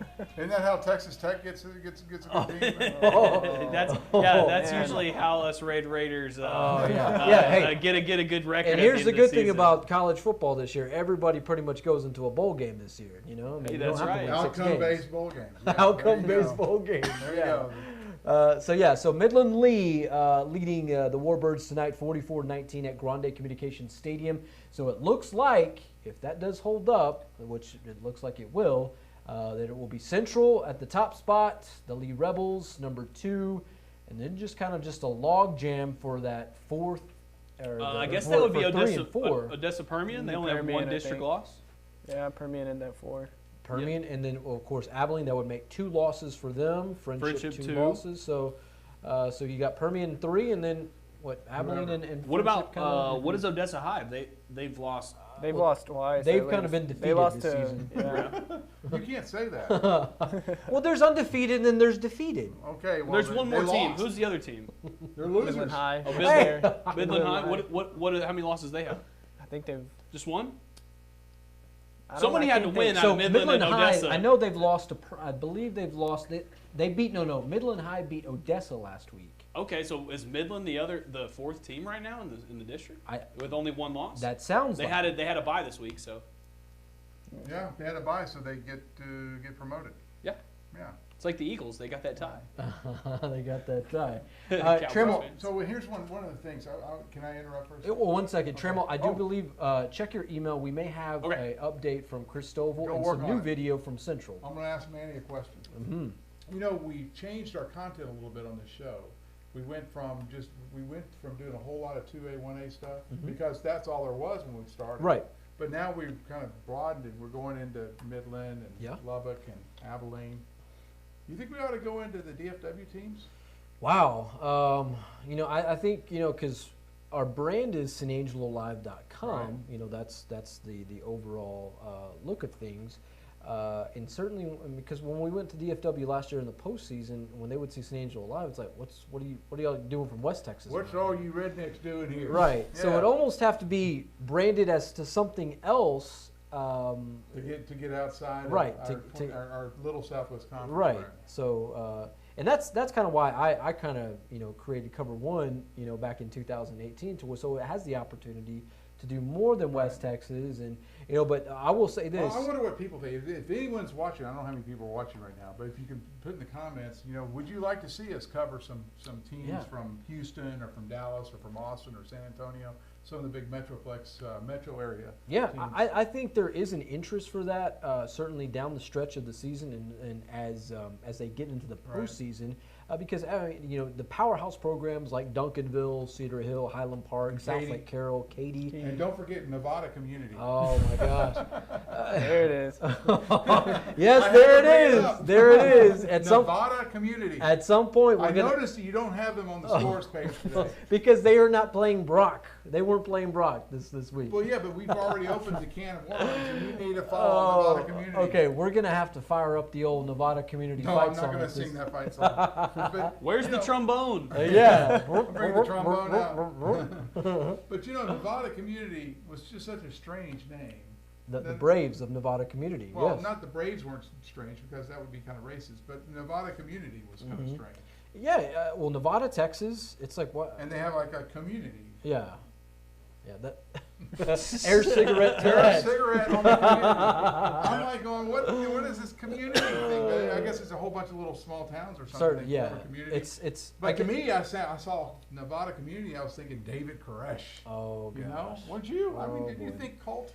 Well, I mean, it's almost like because you have all these consolidated school districts, true. like down in Del Rio, San Felipe, Del Well, Rio consolidated. No, Del Rio School District, San Felipe Del Rio, the San Felipe Del Rio Consolidated Independent School District. Right. It's like everything. That way they cover all bases. Yeah, and that's Well, you that's could probably be the- maybe what they were trying to Yeah. do in. You could in be Nevada, Crockett County, Texas. be CCCCISD. Oh my gosh. All right, so we do have some video from San Angelo Stadium, courtesy of Brent Blinka. Final Blinkers touchdown of and tonight. River Zubia. This is the final touchdown? Well, I'm not sure, but it's the final one we got. Well, roll the tape, Trammell. All right, see what let's we got go ahead here. and see what's going on. We got Malachi Brown. He takes the snap. He looks left, looks right, finds the guy on the right, makes a snag, and untouched, walks into the end zone. That's a touchdown. And Central Bobcats, man, showed out tonight. Seth Levesque. Yep. Seth Levesque. Was That's that the third second one or for him third? tonight, right? think I believe third. that was touchdown number 3 at that Hat-trick. point. So, yeah, Seth Levesque making it look very easy. And, man, we Player see of him. the week. What's that? Could be player of the week. Yeah, very much so. Could be that. We see him. I've seen him in pregame, and the dude's got some hops, and certainly he'll go up and he'll grab the crossbar and dunk the football. I don't there. So, remember him much last year. Did you? He was at TLC last year. He was at TLCA. Yeah, he's a transfer. He this season. transferred. So he transferred from TLCA to Central. Yeah. Yeah. So yeah, but nonetheless, we have. So what year is he? He is a senior this Is he season. senior this year? Mhm. Okay. All right, we got some Christoval highlights for you, Manny. All right, well, let's roll the tape on that. James Abiliene. Courtesy of James Abiliene. We're rolling. Down in Seatown, and we have, we do have all audio ready to go, and there is Braden Wilcox. And we have Salinas. Oh! Anything for Salinas. Mossed him. Making the grab there, then Wilcox. Oh, and making him miss. That is not Wilcox. That's a little. No, that is Wilcox. Yeah. Yeah. Making him miss Almost right there. took Abiliene out. And then, well, man, what can't this kid here? Anything for Salinas once again. So, yeah, the kids from Christoval doing some big things so far tonight, and that last touchdown that you saw made it 41-0. Man, a whole lot of Christoval. Christian, your thoughts on what Christoval's able to do tonight? No, I think they're repping West Texas well. They're throwing it real well over there. Wilcox got a cannon on him, and he's got some great weapons over there as well, with Bojangles too. Bojangles jolly. You know what Christoval reminds me a lot of me growing up. I went to Katy High School back in the late 70s. I was in junior high, and they had a little small stadium just like Christoval, and everyone showed up. The entire town. There was no Houston back then. It was just a little 3A school. And that Christoval, of course, it's red and white, just like Katy. It kind of reminds me of that. So, the growth that's going to hit Christoval pretty soon, they're going to be, they're going to blow up. I would say so, and certainly administrators and the athletics director are anticipating growth in the next few realignments. A lot of houses getting built out there. I mean, I'm not sure. It's, right now Christoval's a Class 2A Division II, so they're on the small school end of Class 2A. I think, another maybe 2 or 3 realignments could be, poking around the Class 3A Division II. Yeah. All right, so we do have another guest tonight, which we will get to. We got Ryan Chadwick. Yeah, He's Trammell. here. My man. I'm going to get out of here because y'all are bored with me. Well, before we wave goodbye, Trammell, hey, let's take a live feed, and we will wave goodbye to Joe Hyde. Joe, Take care. it's been a pleasure having you on the show Enjoyed tonight. it. It's been a colorful show, to say the least. Christian, say more. Say more. I'm always trying to get this guy excited. Are you excited? I'm super He's excited. I know Chadwick is too. Go Central. Thank you, Joe Hyde, for your efforts tonight. All right, so we're back in Eldorado, and man, they running away with this thing against Menard. Right here, you're going to see a touchdown play, and it's a big one. So quarterback takes a snap and just hands it to him, and just kidding, fakes it and takes off. You're not going to catch COVER1 on this one. He's going to take it all the way into the touchdown. That's about a 40-yard touchdown, and man, is Eldorado running away with this one. Feeling a little hurt off of the district championship loss last week, so definitely had a little fight in them, and dang, are they up 68-7 against Menard. I mean, this is a complete blowout. They had a field day with them, man. Yeah. Man, those Eldorado Eagles getting after the Jackets tonight. All right, so joining us on the program at this moment is our resident Bobcats insider. In fact, you can catch his write-up of tonight's game against the Odessa High Broncos, Mr. Ryan Chadwick. Thanks for having me, man. Yeah, absolutely. It's always a pleasure. In fact, let's get right into it. Tonight, the Bobcats just, I mean, for lack of a better term, They put it on. they put it on Odessa High tonight. Your opening thoughts, kind of give us what you saw tonight. Well, I knew the keys to the game tonight would be continued success from Malachi Brown. He delivered once again. He was accurate. He was slinging it all over the field. Odessa High's offensive line and defensive front, they're big. They were bigger than us. So I say us as in the Bobcats. Trammell, if you can pull up some of that Bobcats video, and we'll let some of that roll over Chadwick here. Chadwick, I'm so sorry. So because they were bigger than us, we struggled running the ball. We didn't move the ball much on the ground all night, but that didn't deter Malachi Brown and the rest of the receivers at all. They were slinging it all over the field. Malachi Brown had 5 touchdown passes again tonight. Life SD, Levesque, Trip Noble, a couple of the other guys, like they all had big games receiving. Weston Hill and Tyler Hill both. The game was pretty much over at halftime. Like the Bobcats only scored 7 points in the second half, and it was complete domination. I was satisfied with every facet of their performance. But I got to give a shout out to the defensive front of the Central Bobcats tonight. They completely shut down Odessa High's attempts to run the ball. They got after the quarterback all night. They had more than 5 sacks. Took the ball away twice. It was a good night. Definitely. I mean, we're seeing, we saw the early goings, Trip Noble just kind of get involved in this whole thing. And Malachi, Christian and I were talking about this, he just seems so comfortable in the pocket. Yep. Last year, Christian, do you feel like Malachi was just running for his life last year? Yeah, at times I definitely could say he was. And now, I think Line stepped up and Malachi just, got more poised and comfortable behind him. So. Yeah, the defense was, to compliment Malachi, I mean, the defense played phenomenal. They did very well tonight. How encouraging was it to see them get after that? I would say it was the most encouraging game of the season so far because it was the defense who set up Malachi, not the other way around. It wasn't the offense scoring more points, points so fast that the other team couldn't keep up. The defense shut them out all night. Right. They allowed 1 touchdown off of I want to say offensive mistake. It was a punt where kick catch interference occurred and it moved the ball deep into Bobcats territory. And the one time the Broncos had a successful drive down the field, Bobcats didn't break at the goal line. They stopped them, and then the Odessa High missed a field goal. So.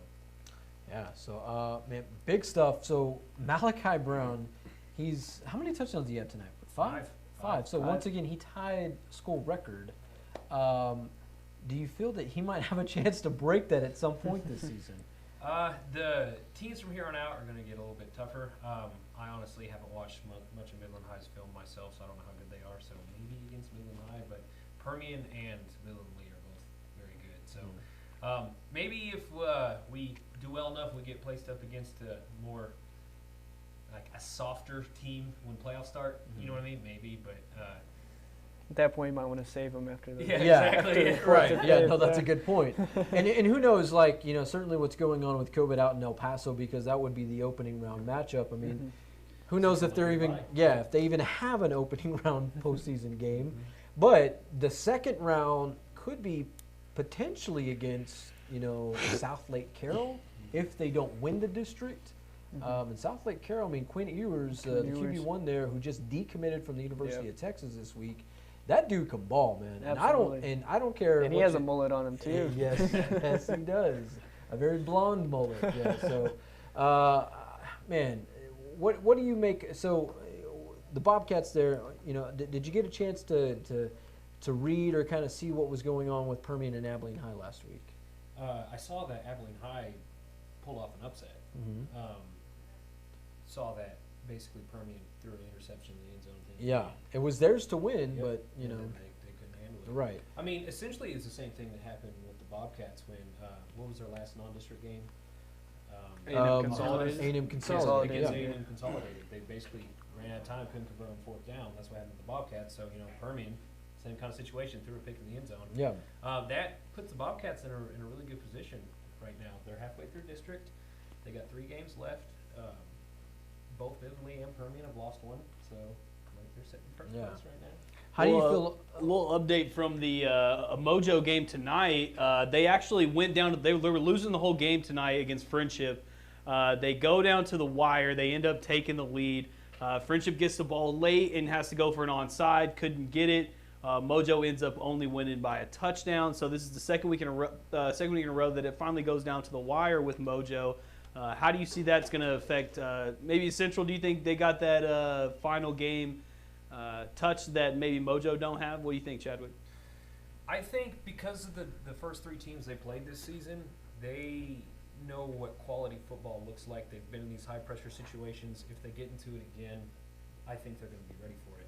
Yes, Mojo is playing well at the end of games. Like, all these games are coming down to the wire, but these are teams that Central beat by 30 or 40 points. Yeah. You know what I mean? Like, these games weren't even close. And Central was on the road when they, hung 35 on Frenship. Absolutely. You know what I mean? So if it comes down the wire against Permian, I have full confidence in Central's abilities to actually close out that game. Did you get a chance to visit with Brent Davis after the game? I did talk to him. What were kind of give us the breakdown of some of his words from after this one? Basically, he was super satisfied with the defense. He agreed with me. He thought that like the defense were the MVP of this game, like as well as the offensive played. They were set up all night with great field position from that defensive line. Like I said, they were getting after the quarterback. They couldn't run the ball. Like they gave up 1 or 2 big runs to their quarterback, but that guy, he was really athletic. So it was one of those where he just made something happen and scrambled. You know? But other than that, we talked a little bit about how much the secondary's improved because the quarterback didn't have anywhere to go with the ball, and that was Central's liability in the beginning of the season was their secondary. And you talk about how they were young, they were new guys, but said they're 6 games in, they're battle hardened. They're balling, that's for sure. That's for sure. But other than that, he just talked about Malachi's accuracy and how if he continues to play like this, good things are going to happen for Central. Yeah, certainly. Yeah, I'd agree with that 100%. Chadwick, your overall thoughts on the Central? Can they win this district? Now that we saw Lee and Permian go down, do you feel that there's a chance that they can win this thing outright? I mean, if they keep winning, you know what I mean? Like, let's just put it this way: if they win again, all they got to do is split either. Like they got to split either the Lee or the Permian game. Like if they can win 2 more games, then I say that they're district champions. Okay. Yeah. So that does make sense. Of course, we would like for them to claim the 1 seed. Certainly, if they go small, which they'll likely go small school because Lee and Permian, they do advance into the playoffs. Both of them. That Central would be the small school out of the Class 6A division district, and it's depending, and that's where likely South Lake Carroll. It's who do you want to meet up with first? And certainly out of that district where Carroll is in. That's the lesser of 2 evils. What you're going to face in that, you want to avoid them at all costs. Chadwick, so next week is Midland High. You said you haven't really seen too much on them. With Central this season, how much growth have you seen them? Is it night and day almost? It is completely night and day. One, I got to give it to the teams that they played. These are really good teams. In the first 3 games of the season, like very athletic, very fast. The tempo that they play at just was unmatched, especially the guys at A&M Consolidated. They just they wing the ball around. You know what I mean? But execution is better. They had less penalties tonight. That was the big problem last week. Too many offsides, too many false starts, holding calls were a problem. They had a couple tonight, but like penalties were way down. They did not commit a single turnover, so like that's huge because that's what sunk their opening campaigns against those first 3 teams were the turnovers. So the defense improves every week. If the defensive front can keep getting after the opposing team's quarterback, then Central's going to be looking pretty. But the key to all this is how well is the offense going to play. Central makes their money on the offense, and Malachi Brown continues to put the ball in places where his talented skill positions can get. Sky's the limit. Yeah, absolutely. Final thoughts from tonight as we kind of move forward and get into the scores tonight. Other than just me being super happy that Bobcats 3-0 in district, they turned the season around. I was a little depressed there for a minute. Yeah, I think it was all for all of us. It was a little doom and gloom. We've seen that 0-3 start. We'll say Central's. I think it's their starting right tackle went down tonight, and you could definitely tell it affected the running game. Malachi got sacked a couple times, so let's hope that he's okay. His last name's Mon. I can't remember his Chris Lund. Yes. He went down tonight, but. Hopefully it's not too serious, but if we can get him back, then the running game should come back. We got a carousel back there, plenty of talented backs. But next week is Midland High. Midland High always has very big guys on their defense, so it's going to be a challenge. But I think if Central plays like they did tonight, they'll be all right. Well, the Bobcats winners tonight against Odessa High. They now advance to 3-0 in district play, and they are now in the driver's seat. They are in the top spot of the Little Southwest Conference. It is certainly theirs to lose moving forward. They get Midland High next week, and then after that, it's just the gauntlet to round off the season. Midland Lee and Odessa Permian. I don't think any other program in this Little Southwest Conference has more of a tougher stretch of games than the Central Bobcats do to end the football season. So you can catch you can catch Chadwick's write-up of this game on sanangelolive.com. He's breaking it down for us. Chadwick, it's always a pleasure having you on. You always give us you give us gold here, man. You give us gold.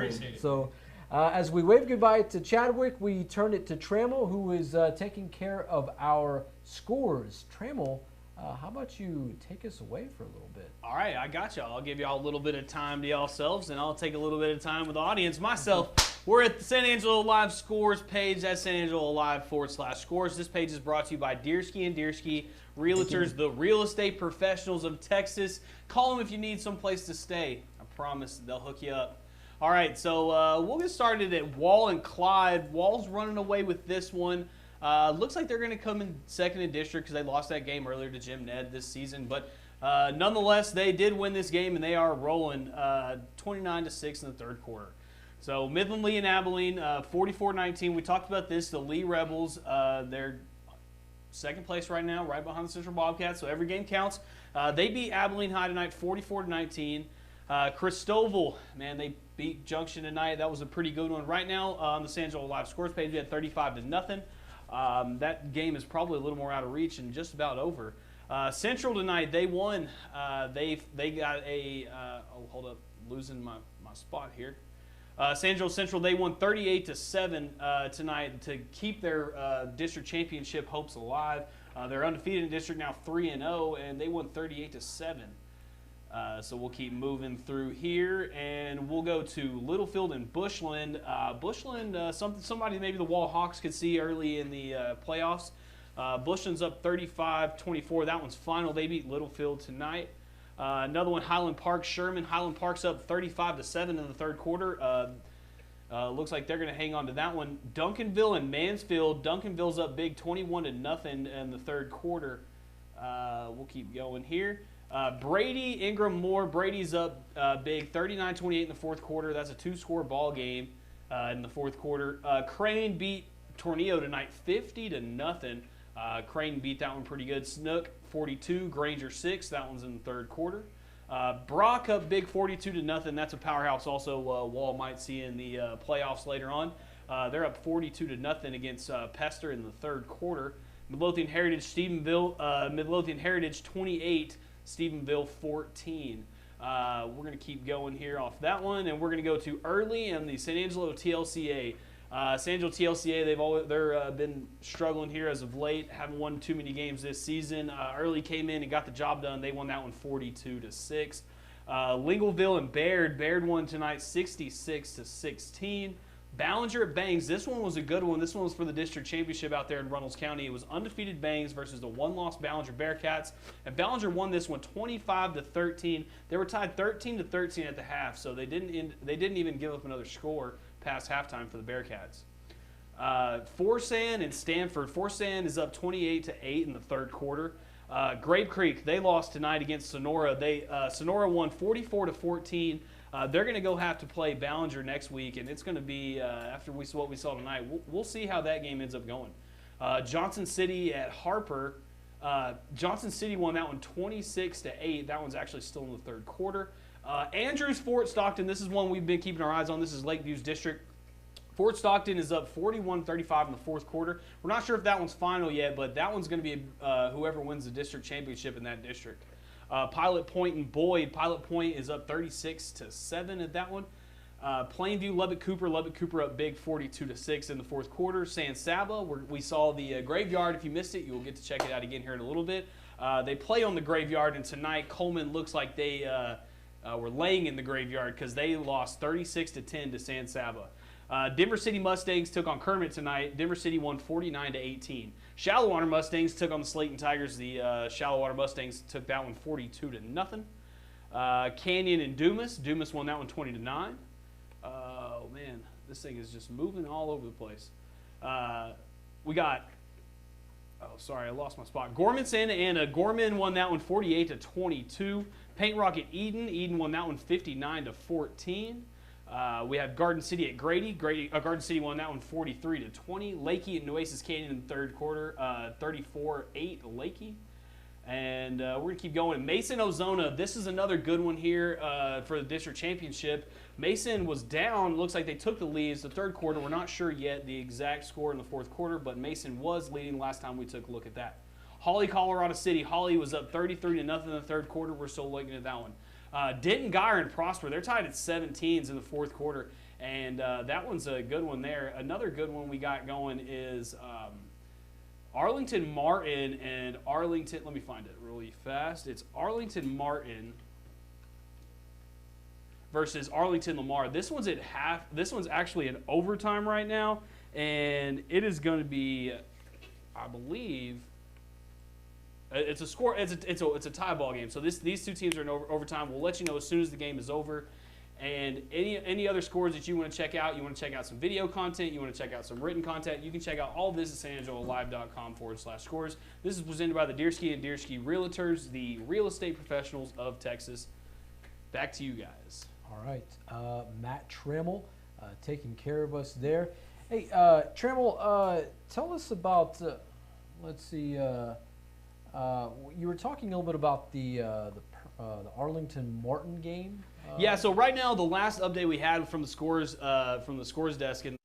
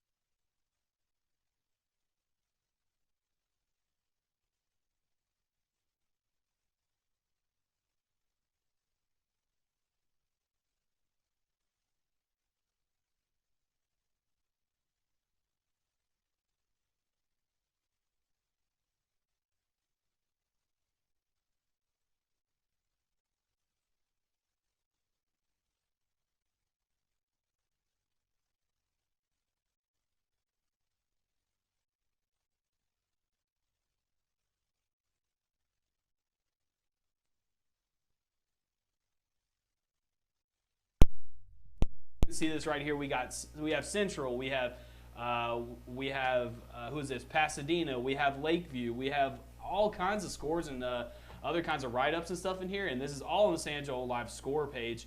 You just got to go to sanangelolive.com/scores, and it also just comes with all these cool scores like this one right here. Canyon Randall, Wichita Falls. This was a great game right here. It's a 1-point ball game. Wichita Falls won this one 36-35 last night. And just like scores like these, they keep coming. We have Erie County, team that suffered their first loss as a six-man, but it looks like they bounced back against the very best Falcons. They won 57-8 tonight, and I mean that's just a blowout from a team that really needed to get back on the win column there. Another good game going on right now was that Big Spring and Lakeview game. I know most of the San Angelo fans would have hoped to see Lakeview on on the up in this. But hey, don't worry, Lakeview fans. You may have lost. You may be on the 4th seed, but you're still going to the playoffs, and you're still facing one of the easiest districts in Texas football over there, in that Clint area over there in the El Paso area. Another good game we're on the lookout tonight is this Ozona and Mason game. Ozona has been rolling as of late, and everyone was really thinking that maybe this team could be the one that finally knocks off the Mason Punchers. Mason, on the other hand, they lost some games early. It didn't seem like this was the strongest team as Mason has usually got there. But hey, it looks like Mason is up here and maybe could just seal another district championship. But if you're Ozona, you can't feel too bad about where you're sitting at. So kudos to them, and hopefully we can get the end of that score going pretty quick. Another game we got going here was, man, that Odessa Permian Frenship game. That game went down to the wire. It was final, and Odessa Permian ended up winning it. But what was good to see was that Frenship Tiger team. You know, they fought, and they still have to play Midland Lee. And so you can always hope that next loss from that Midland Lee team that Central needs, you know, to just seal that 1 seed is maybe that Frenship Tiger team can have enough juice to go and beat Midland Lee. See, we can keep going here. And like we said earlier, we got Arlington Martin and Arlington Lamar. They're in overtime right now. Man, those two powerhouse teams, you never know who can win, and it's always fun to see what's going on there. So as soon as we get that update, we'll definitely get it back to you. Another game that we checked out a lot tonight, it was Ballinger at Bangs. Ballinger Bearcats, man, they're going to look like they're going to be district champions now. They knocked off the undefeated Bangs Dragons. It was a shootout. It was tied at the half, 13-13. These two teams were making huge plays. Bangs broke a 99-yard speed option play, and it was very impressive. Ended up, though, Ballinger's defense came and stepped up in the second half. Pitched a shutout, ended up walking away 25-13. So the Ballinger Bearcats, they won district. Looks like they're going to lock up the 1 seed and be a strong contender in this playoff. First time in 12 years, by the way. First time in 12 years? Yeah. Dang, so first, is that a playoff seed or a district championship? District championship. So first time in 12 years, the Ballinger Bearcats have sealed the district championship. And like I said, you can find all these scores and stories and video content, all this kinds of stuff, all kinds of good Texas football high school content, all on sanangelolive.com/scores, all presented by Deersky & Deersky Realtors, the real estate professionals of Texas. You know, it's just been good, so back to you guys. All right, thank you, Matt Trammell, catching us up on all the goods there. Before we wave goodbye, we will break into our COVER1 preview of the week for one last time. Is the San Saba Armadillos. They were victorious tonight against the Coleman Blue Cats. They have a monster game next week against the Cisco Lobos, which will be for that for the district championship there. The Cisco Lobos, they are in Class 2A Division 1 now, making the transition from Class 3A since realignment. And since this schedule was released, San Saba has been so good, both teams. Man, that game has been circled on a lot of folks' schedule. For the nerds of Texas high school football like yours truly, I know I saw that one. I was like, man, that's going to be one heck of a ball game. So as we get ready for that one, or get ready for kind of that, what's going on with that, let's show you what makes the San Saba Armadillos such a unique team. And you know, it all starts at where they hang their hats on Friday nights.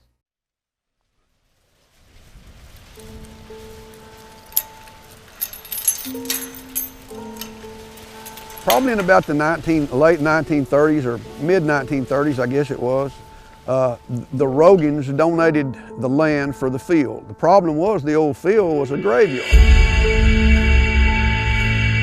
being mostly, I guess, a pauper's type graveyard and maybe some Civil War soldiers and whatnot.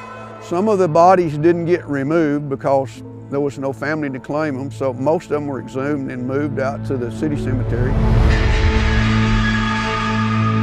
Hi, my name is Ronnie Schulze. I'm a coach at San Saba High School. I've been a coach at San Saba since 1977, going on 44 years.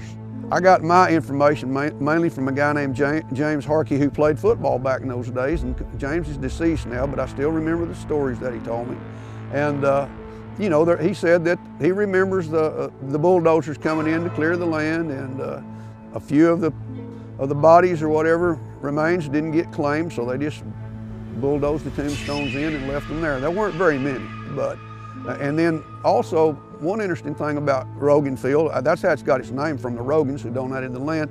It was used as a rodeo arena for many years, and got a good sand base. That's one reason we have such a good turf, because of all that sand that was hauled in every year for rodeo.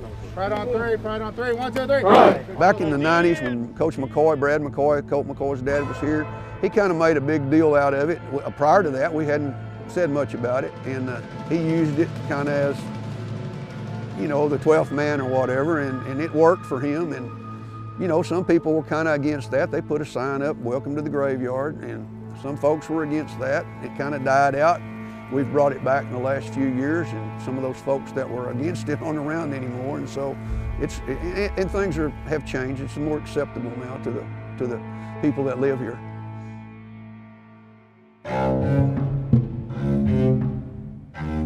Well, I had off season. I think it was about 2011. I walked in the west gate. Our weight room was down there at the time. We've since moved it up here. But I walked in the west gate, and I looked in under the hedge there by the fence, and I saw a piece of bone laying there, and I went over there and picked it up, and I looked at it and I said, "This is human, there's no doubt about that." And it was very old, it wasn't anything fresh. So I gave it to my head coach at the time, and I don't know what he did with it, but there was no doubt in my mind where it came from and what it was, because a ball like that, a hip joint ball, there's not any other bone that looks like that on any other animal I can think of. I thought, well, it was kind of an oddity. I thought, man, what a deal, you know, I mean, but things happen. I mean, things get pushed to the top every now and then. Like I said, I knew that there was some remains there, but I didn't expect to find something on top. I figured it was long buried and a lot deeper than that.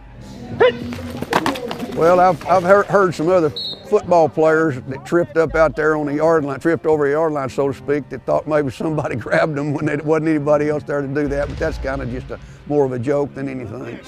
Go!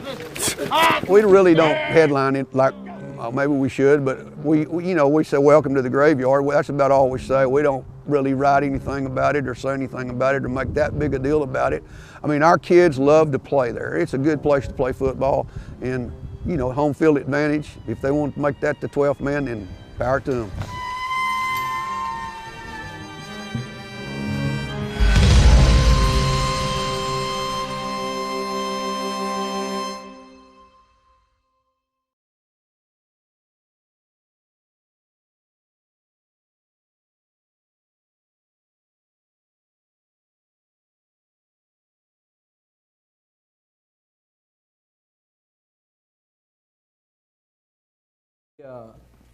Let's see, let's kind of just get like the big scores tonight. So Central, okay. Lakeview. You want me to just write them down or what?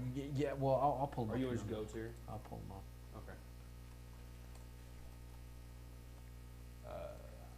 Okay. Okay, all right. Well, there it is. The graveyard of San Saba, one of the most unique places to play football in the state of Texas. Joining us now from the live desk. No longer at the live desk. No longer. We're here at the real desk. The real desk. The dog desk. Yeah. The dog desk. Dog desk. Matt Trammell joins us now from the Trammell live desk. And Trammell, man, we've seen some pretty darn good football tonight. Yeah, we've seen a lot of wrong predictions from Matt Trammell. That guy, man. I think, put him on. Tonight surprised us a lot. Well, I think probably the biggest surprise was Frenship and Permian and how that one kind of unfolded down the stretch. Right, maybe if you look at the books, so like if you just look at the score after the game, you're like, oh, that's probably not that weird of a game. What are you talking about, Manny? But Frenship Tigers, they were leading the whole entire game. They have to go all the way down to the fourth quarter, and then Mojo does that fourth quarter rally like they did last week, and they lost last week, but you know, they ended up hanging on to this one. So they only got one district loss, but hey, Central held on tonight too. So first place in district. Yeah. So as we kind of Christian, if you can pull up the scores from SanAngeloLive.com, our scores page. So we saw the Central Bobcats pull out the dub tonight, 38-7, to advance to 3-0 in district play. They beat Odessa High tonight. They'll get Midland High next week. Another big one was Odessa Permian and Frenship tonight. The score from that one. Odessa High and Permian. Permian and Permian and Frenship. Permian and Frenship. I believe that was 34-27. 34-27. Midland Lee and Abiliene High. That is now a final. The Rebels beat the Warbirds tonight, 51-19. Yeah, so Midland Lee, I mean, they got one loss. They lost against Permian, right? So we've seen that Permian can lose. We've seen they can lose a team that Central's blown out. Right. So, you got to be kind of hopeful if you're a Bobcat fan, and if not, you still have to be very wary of what these Midland teams and Odessa teams are. Right. And as far as the Lakeview Chiefs, if we can find that one there, I know that we saw that they were down late in the ball game in the fourth quarter against Big Spring, and they were fighting for that number 3 spot in the district. The 3 spot they were trying to avoid going into the 4 hole, which would pit them against the number one team out of the district of District 1. Believe in Class 4A Division 1 in there. But yeah, it was a tough game against 35-21. Oh man, so they put up a fight. They did not go quietly into the West Texas night. Yeah, they had 14 on before or late in the fourth, so they did end up putting another one on there. Yeah, so the Lakeview Chiefs unable to kind of pull through tonight, 35-21. That ends their regular season tonight. Yeah. So now they'll have a week off. Playoff bound, baby. They're still playoff bound. They'll look to kind of find us here in the coming flip weeks. magic. Yes, yes. So the mullet. We'll look to see who they get in the opening round there. We did see Christoval victorious tonight against Junction, which was a huge win for them. Ooh, let's look at the Grape Creek and Sonora. Sonora kind of just bouncing back here, 44-14 in that one. Unfortunately, though, Sonora's got a pretty tough one next week. I think that's Ballinger, right? Oh, yes. Yeah. So the Bearcats, they pretty much sealed up. To bounce there, they pretty much sealed up the district championship against Bangs. That good Bangs team. They broke that 99-yard run earlier we saw at the live test. So, Sonora, you got to kind of be a little wary, like scared going in there or something. I don't know. It's gonna be a tough one. And Ballinger, appears to be just on the right track to do something very, very good this season. Certainly as we kind of progress into the postseason. Right. These guys, coached by head coach Chuck Lipsy, very good football team this time around. Yeah, and they have the loss, and the loss may be more important than going undefeated because they know what that feels like to be down 34-0. Absolutely, that's a very good point. It might actually help them out. And same thing with Banks. This loss for them might help them out too. If you want to scroll to the top of there, in fact, we're getting all of our live scores tonight from SanAngeloLive.com. You can find it on the very front page there on the website. And another score to pass along to you: the Wallhawks beat the Clyde Bulldogs tonight in Callahan County in the Big Country, 36-13. That is a final. So the Hawks back. Big win for them. Do we put them back in stock up? Oh, I know what Trammell's going to say about that. Christian, you want to answer that one? No, I don't think so. No. The loss to Jim Ned, they've lost the games they've lost early. You can't really compare this Clyde team or the Breckenridge forfeit to say their stock's going up. I think right now we know what the Hawks are.